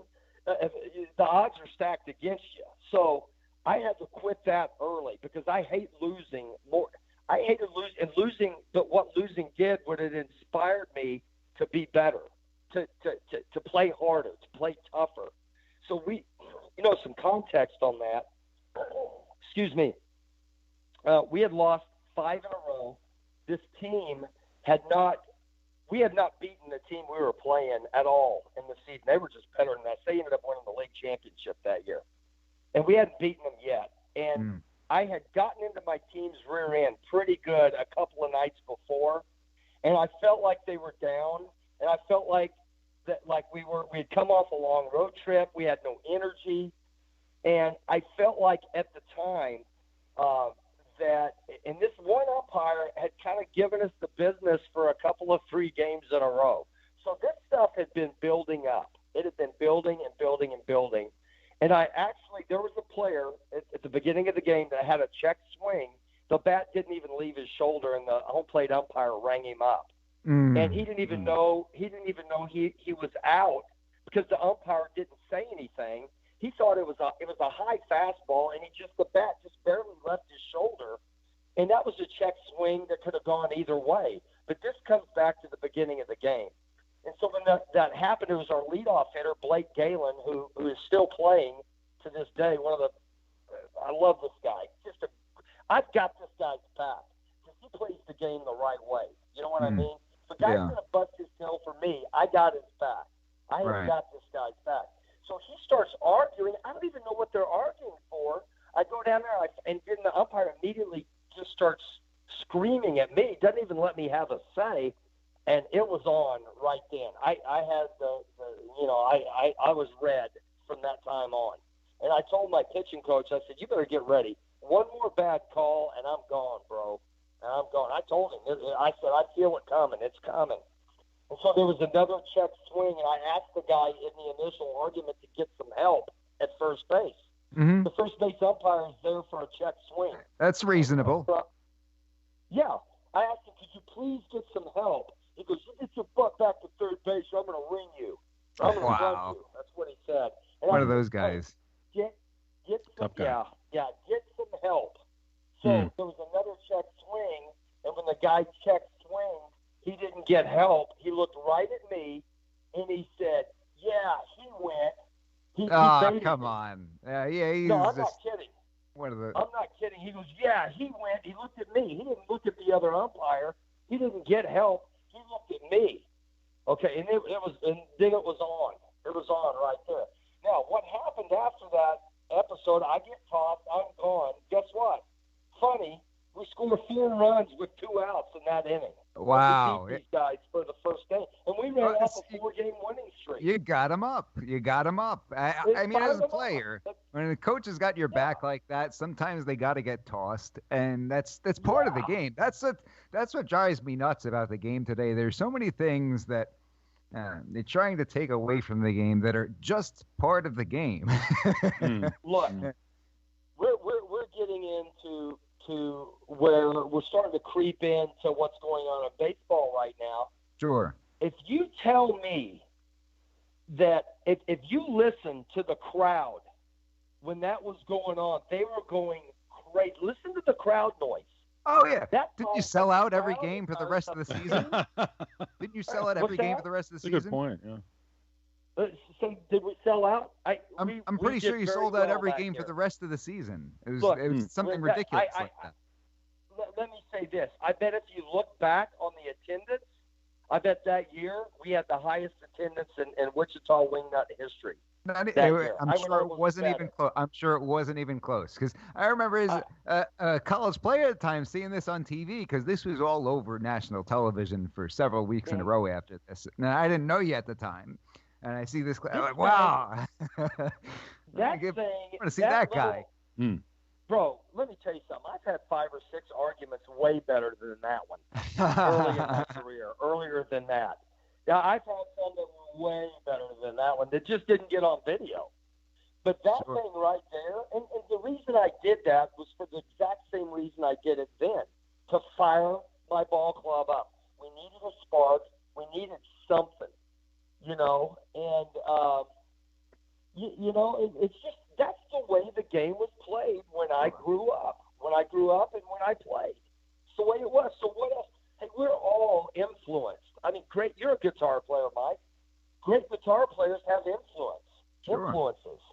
You know, I like Ace Frehley of Kiss because they play easy music and it's not hard to play. And I can so that's my influence in the guitar, and I try to play solos like he does. I stink, but it's still fun. But you know what but I to say mean? you're going to get rid of something because it's old, that's like saying, well, we're not going to, you can't play like Jimi Hendrix anymore because that's not the way we do things anymore. That's the way they did it back then, and we don't like it because it's old. They just said that yesterday, actually. That's happening. I mean, could a guy like, let me ask you this, Kash, could a guy like Billy Martin manage in baseball today?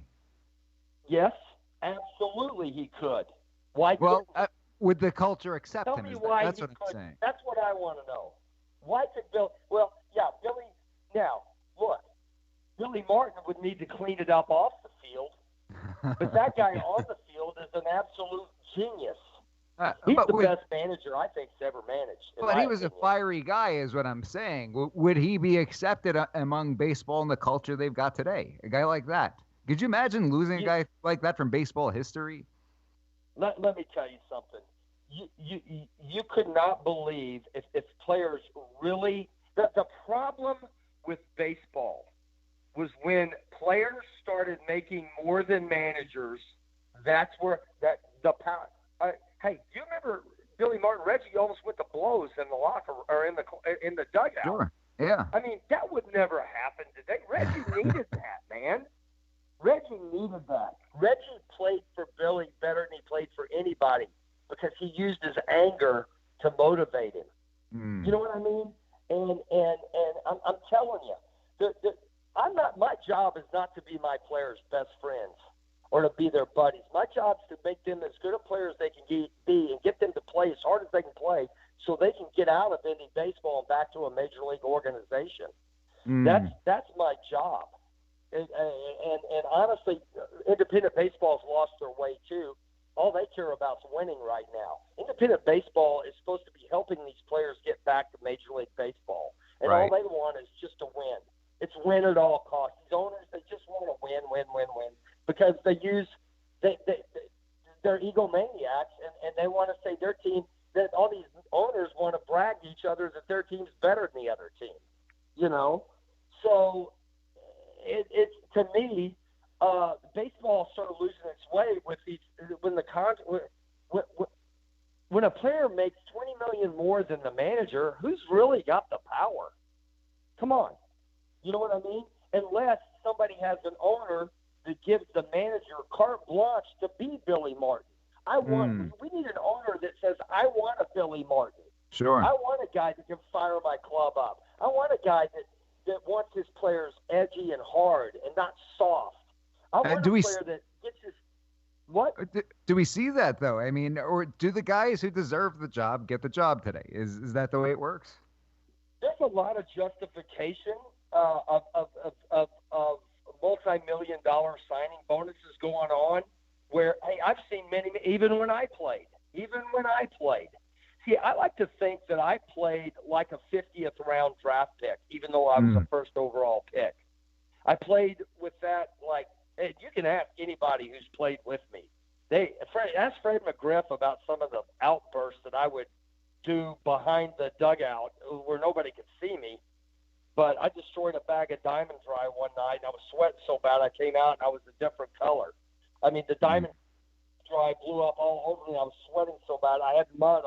I looked like a mud monster. And McGriff still laughs about that. You know, I mean, could it work today? It could if you had an owner backing it up. It starts at the top and works its way down. You know, the problems in baseball start at the top and work their way down. Whatever. If you think there's a problem in baseball, I guarantee it starts at the top. Sure. You know, so you know. But are these guys in management? Are baseball guys getting these jobs in management and front office? No, that's where baseball's really changed, man. Baseball men are being eliminated from the game. When I say baseball men, let me define that for you. A baseball man is a man that played the game right, that learned the game. He doesn't have to play at the major league level. Right. One of the best hitting instructors I know and that I've ever met is a man named Pat Rossler, I believe he's still with the Mets. He's the hitting coordinator for the New York Mets, I believe. He played at Arizona, never played a day of professional baseball. One of the best hitting instructors out there. You don't have to be a major league player, you know, to be great in this game.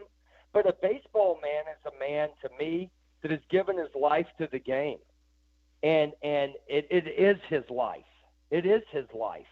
And a guy, I'll use the name, Joe Mikulik, is a guy that I played against in the minor leagues who this man literally played so hard, I was afraid he would die on the field. One time he struck out with the bases loaded. He grabbed his glove and ran full speed into the left field wall in Knoxville. He was so PO'd about striking out with the bases loaded. That's a guy, yeah, it may have looked like a jackass, but that's a guy that really cares. Wants to win, really yeah. cares. Yeah, he wants to win. I want to play with that guy. Hey, go look at his blow-ups. You think my blow-ups are good? Go look at Joe Mikulik, Mikulik.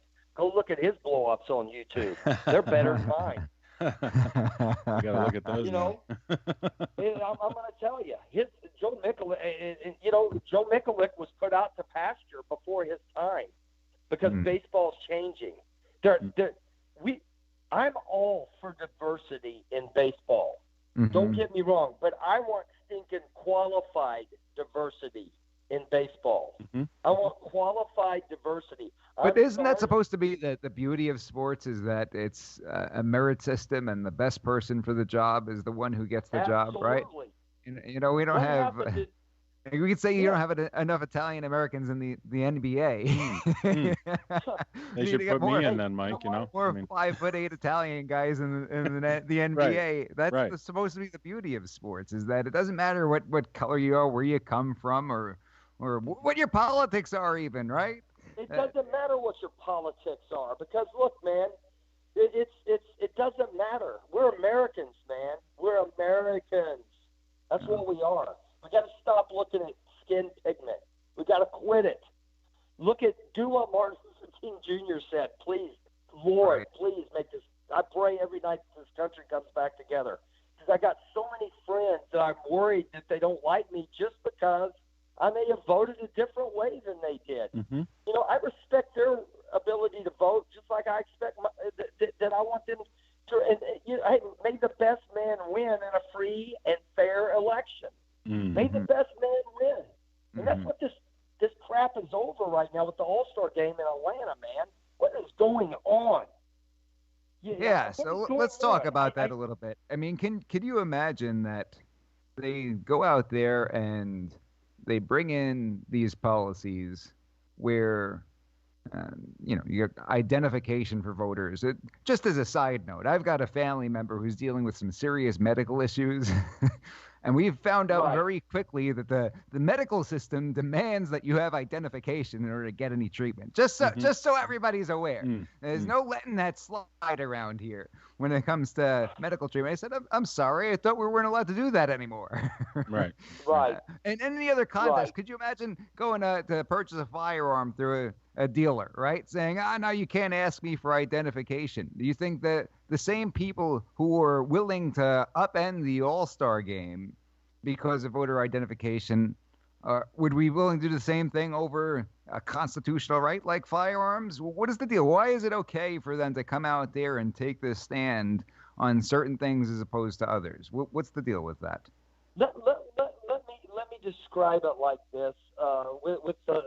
With the All-Star game being removed from Atlanta, whoever's making the decisions at the top, okay, whoever's making those decisions that decided to do that immediately alienated half of the fan base of Major League Baseball. Sure. Because we are a country that's split in half. Okay, now whether they boycott or not, that's up to each individual. Okay, that's up to them to do what they need to do, what they think is right. But the fact that it has come to this is disgusting, because here's the bottom line. We're talking about election issues here, which has nothing to stinking do with baseball. Politics needs to stay out of every sport at every level. Every sport at every level, because it's going to divide. Politics does nothing but divide right now. That's all it does is divide.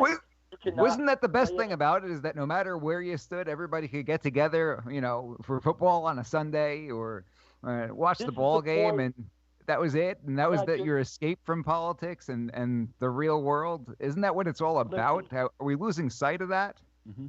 I want to go to a stinking baseball game to put all this trash that's going on in the world behind me. Right. And I want to go out, talk about a place where people where Democrats or I don't even like to use Democrat and Republican. I like to use, I don't even know what it is, because, I see one Democrat like Tulsi Gabbard, who I like her. I like her. And then I see another Democrat that's not even close to the same person. And I see a Republican like Mitch McConnell. And then I see a different Republican. Sure. Pelosi and McConnell are walking billboards for term limits, by the way. Get them all out of it. That's something I think Democrats and Republicans can agree. And I'm not a Republican. I'm an independent voter. Cash for president. Cash for president. On board. Now listen. Look, I want to go to a baseball game to put all of the politics behind me, where I can have a beer, where I don't care if you lean to the left or to the right. I don't care. Where we can all come together and enjoy. Baseball is entertainment. Right. Baseball is entertainment. It is not life and death. Okay? As much as I made it life and death in my life, because it was my livelihood, it is not. That is not what I don't go to a baseball game to support the left because whoever's calling the shots up there is a progressive liberal. I don't go there to a baseball game to support progressive liberalism. I go to a baseball game to pull for the Atlanta Braves, okay? And where my dad spent 26 years of his life, okay? And it is not fair to the fans of baseball to alienate either side. And it's not fair to the players because I'm going to tell you something. If people are boycotting, that's going to come out of their paychecks, bro, on that licensing money that they get. Sure. They get millions in licensing money. Sure. Seems like bad business. Major League Baseball, that's going to come out of their paychecks. So somebody had better grow a little spine at some point and speak out. We see what's happened to Kurt Schilling. We probably see what's going to probably happen to David. But let me tell you something. On what I read on David Wells' deal, I read all the comments.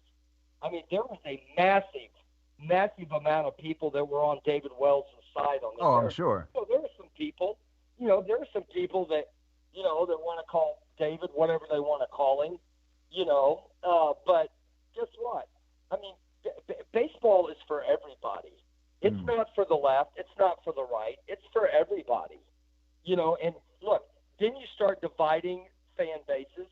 You start dividing the clubhouse. And now the number one thing that, in my opinion, that you have to have equal to talent to win a championship is team chemistry. Then your team chemistry is blown to heck. And now you got fighting in the clubhouse. That stuff, we check that crap at the clubhouse door. That's true, too. You don't think about that inside the clubhouse, not just the fans. And there's a New York sports talk show host a couple of days ago saying that if anybody stopped watching baseball because of this, they didn't watch baseball to begin with. That is simply not the truth.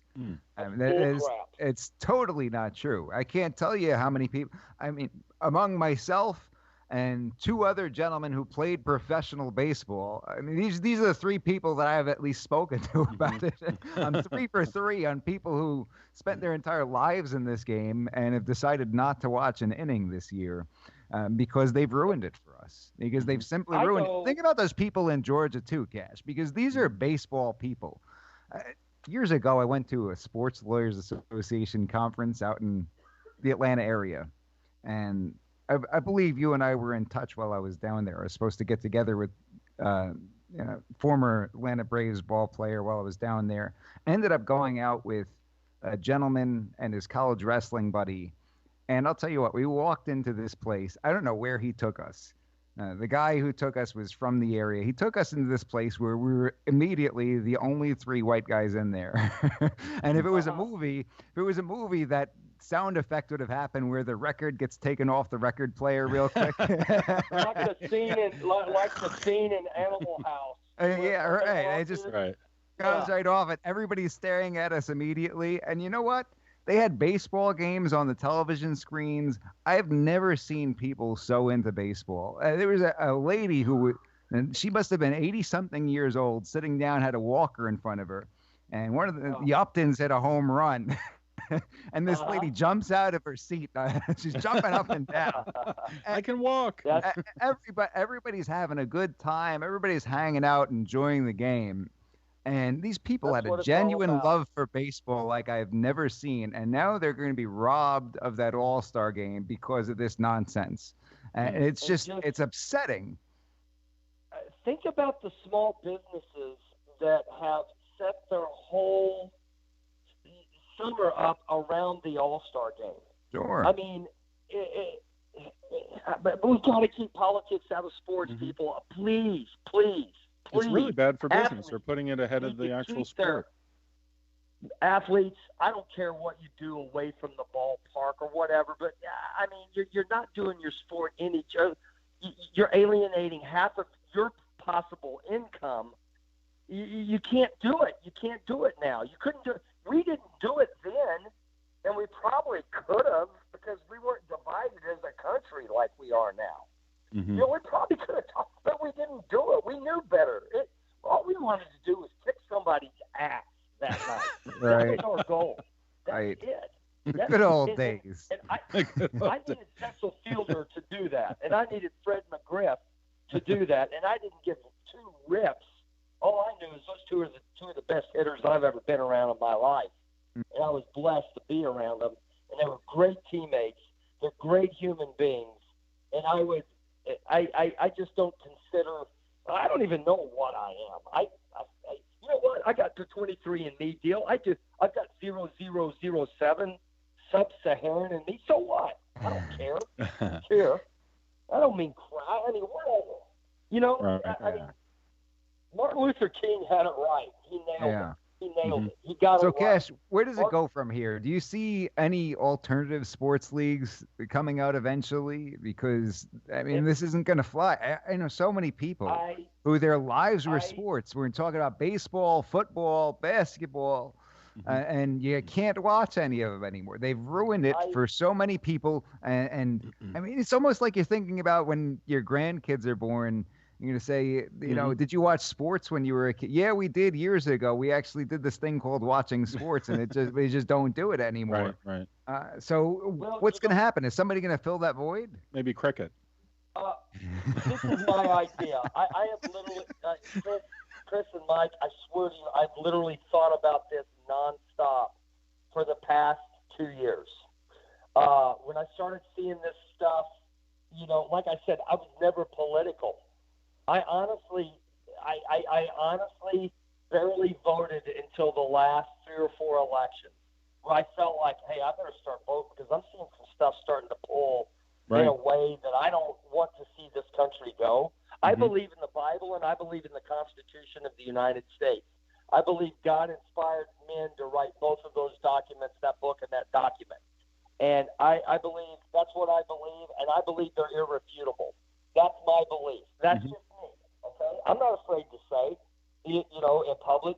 But what I would love before, you know, you're talking about like dudes like, you know, I would love to see an Elon Musk and team up with somebody with a tremendous amount of money and start a baseball league and just whatever they call it, the old school baseball, the mantra of baseball like it used to be.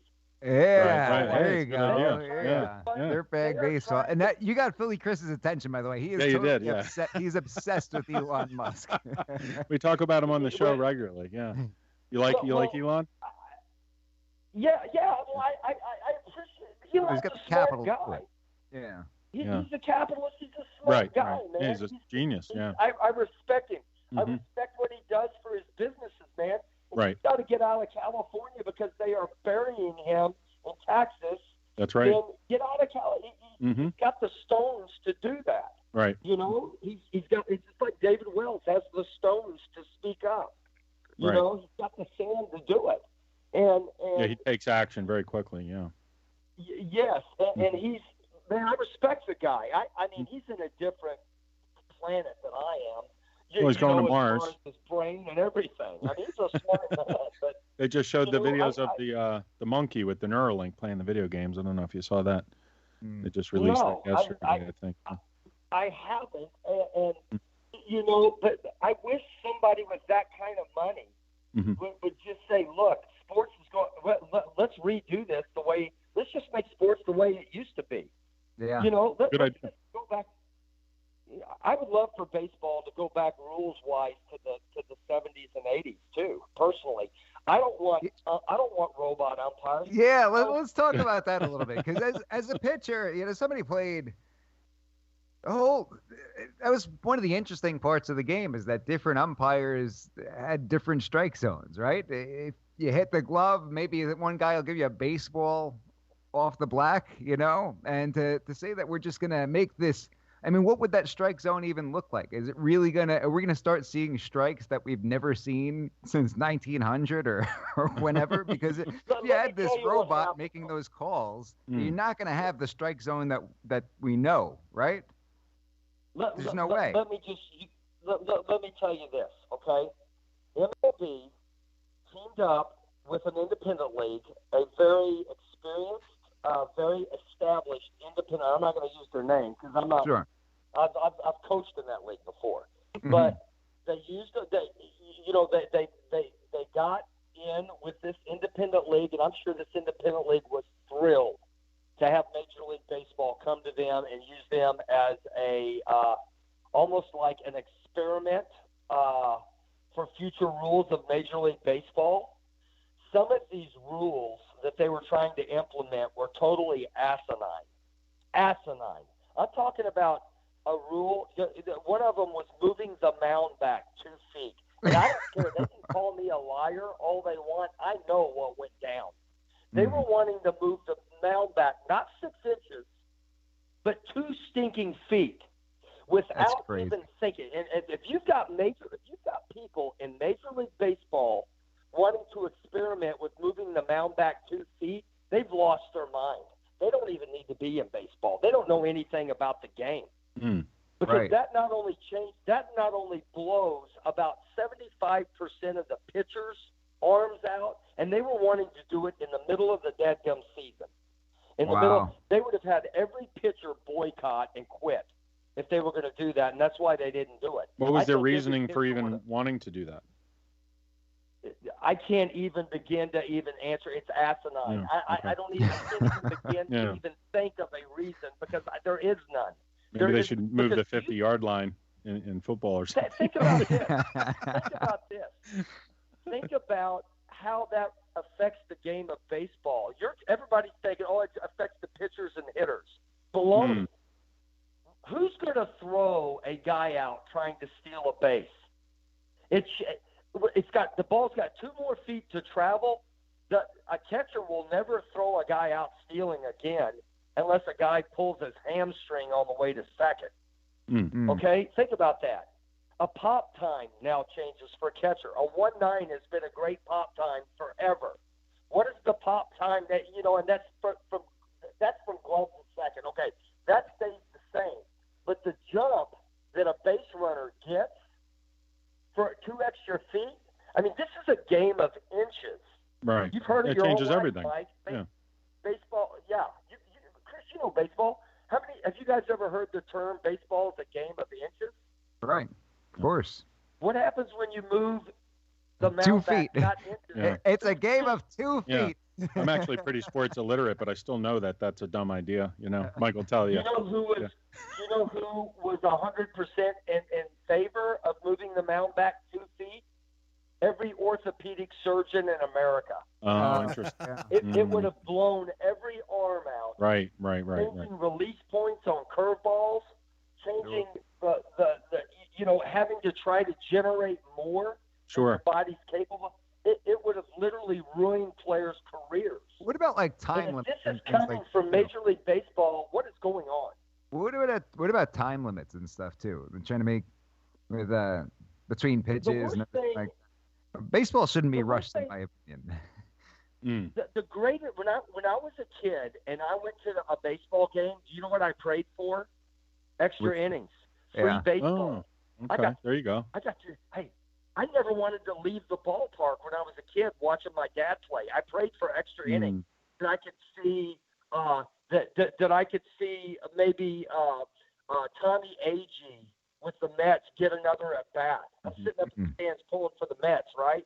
Or the Big Red Machine's in town today. Hey, maybe it'll go extra innings so I get to see Pete Rose hit 2 more times. That's the way I thought of baseball. Okay, free baseball was awesome. That was the greatest thing I did. I was sad every time I left the ballpark when I was a kid. And guess what? Every fan was like that in the stands. Oh, free baseball. We get free baseball. I used to hear it all the time. Why do you want to speed up something that's perfect? Baseball is perfect as it was. Look, there's a saying that I would like to, whoever's calling the shots in the big leagues. I've only spent 58 years of my life around the professional game. I've spent a heck of a lot longer. I've probably seen more baseball than anybody that's 58 years old in America because I was born into the game. And, maybe Pete Rose Jr. and guys like that, they can commiserate, they can hang because they've grown up in around a ballpark their whole life. But, when you start messing, there's a saying in there's something I believe in as a coach and as a manager and as a hitting instructor. If it ain't broke, don't fix it. If everybody wants to put their own thumbprint on a hitter now, and they start the thing that blows my mind in baseball, you draft a guy in the first round, you give him $12 million to sign, and you immediately want to change him. Why'd you draft him? Why'd you draft the guy? Good point. Leave the guy alone. Leave him alone. You draft him in first overall for a reason, but what happens is all these dudes want to put their thumbprint on a first-round draft pick because if he gets to the big leagues, maybe he'll bring me with him because I made a difference in his career. And what they do is they screw up more guys than they help. If something ain't broke, their ego's too big. Yeah. So all this computer stuff. We should we could do a whole nother episode on launch angle and everything, right? Absolutely. We get who is it? Jeff Fry is the guy who's making all those funny videos about it. Jeff Fry is a smart man. Jeff Fry is a smart man. Jeff Fry. I've seen. Now I'm not on Facebook. Look, I used to be on Facebook and Twitter. I used to do it, and I loved following Jeff Fry. How well do you know? Funny. Do you know him personally? We know each other through baseball. He's an Okie. He went to Southeastern Oklahoma. He went to an NAIA school, bro. There you go. We got to get him on because he's making some very. Where'd he go? Where'd he go to school? Jeff Fry gets it. Jeff Fry gets it, in my opinion. He went to Southeastern. He gets it 100%. Huh? Gotcha. Went to Southeastern. G-Gone Nation. What's that? He went to Southeastern, right? Yeah, he went to Southeastern where Brett Butler went. Gotcha. Two pretty good. And Jeff Fry was a grinder, man. He was a grinder. Yeah. He's a baller. He's a dirtbag. Kind of guy you want on your club. But we could do a whole other episode, and that would be fun to Jeff Fry would be a great guy to get on your show, by the way.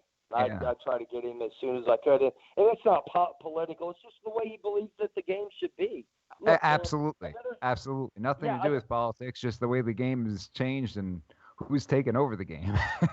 What has baseball been so psycho about the last few years? Speeding the game up. But then you bring instant replay in and you don't even use it. The Atlanta Braves lost last night. Did you see that? The winning run in the Atlanta Braves game that was scored last night, this guy still hasn't touched home plate. Oh, he really? Still hasn't touched home plate. And they go, look, are they gonna hold this stuff against the Braves? Because they went to New York and New York did not overturn this. It is plain as day that this guy did not touch home plate. And so if instant replay is not even going to work, you want to speed the game up, throw that crap in the sewer. That'll speed the game up. Yeah. You know what I mean? And if they're not going to get it right, like last night, the Braves came out and said they were embarrassed for Major League Baseball. They need to stand up a little tougher than that. In my opinion, I'd be kicking the door down in New York if I'd have lost a game like that. I'd have gone literally ape crap crazy if I'd have lost a game like that. And they had instant replay and they didn't get it right. They missed it. They got it wrong. And then instant replay is the biggest reason that the game it drags on forever. They have to stop and go to New York every 5 minutes. Let those umpires do their job. Hey, we're going to go at it occasionally when they mess up. That's okay. That's part of the game. It's been like that forever. Right. It's been like that forever. Watch Billy Martin and Lou Piniella do their thing. It's beautiful. It's beautiful. Their players love it. It fires their players up. It's beautiful. I miss that. I want Elon Musk or somebody to bring the old school style of baseball back. I think Musk, Trump, and Vince McMahon. If they all put their money together, Musk, Trump, and Vince McMahon, I'm sure that they enough to make something like that happen. Elon could probably build some robots too. He can build some baseball AI and just make games for us. After this interview, I'll probably need a job anyway. Well, you're on the right side of history, so I my hope friend. they'll do it. You're on the right side of history. What's that, Chris? You're on the right side of history. Yeah. Well, know, and that's that. Look, when I'm dead and gone, I've got one life to live, and I'm an American, and I'm proud to be an American, and I consider myself extremely patriotic. Mm-hmm. And if that's bad, kiss my you know what. Yeah. Exactly. You know what?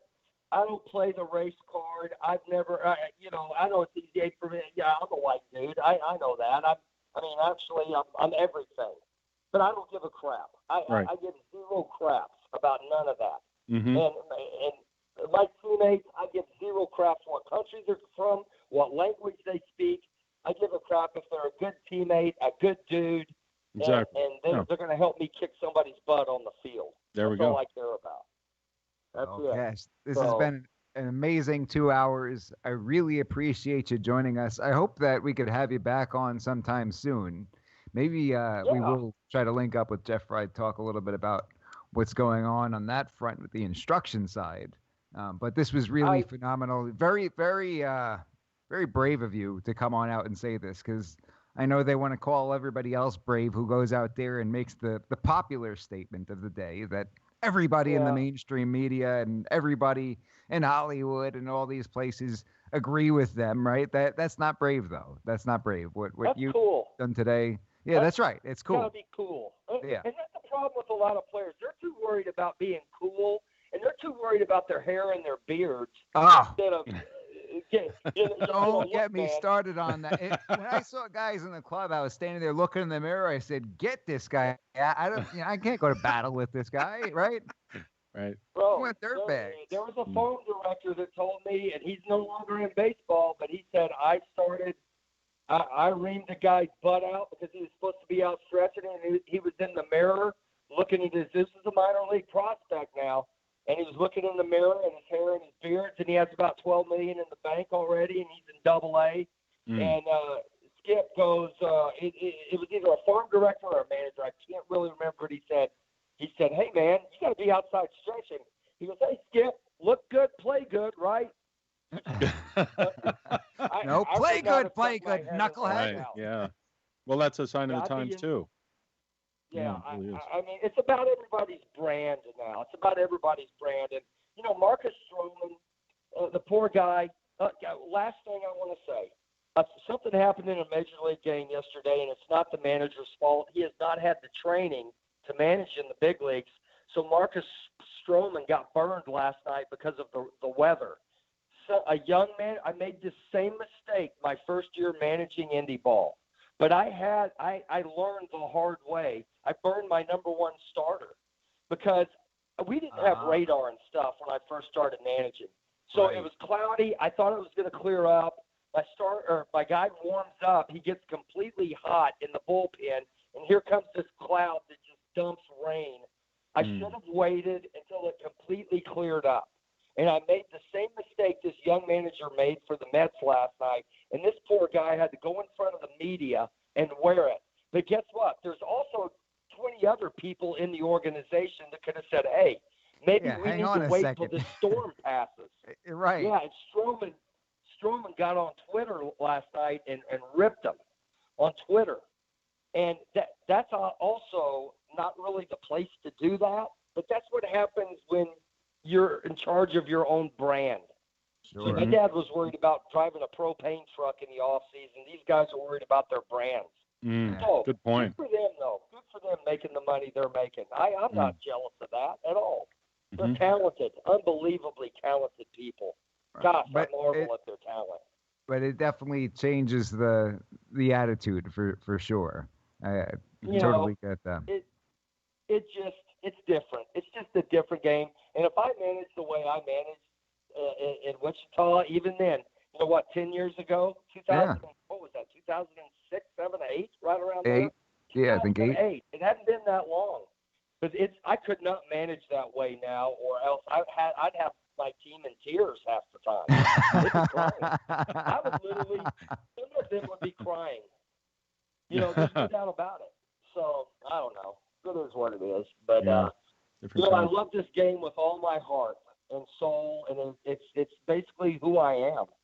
And I'm sad. I'm sad for the game. I'm sad for half of the baseball fans in America that has been alienated.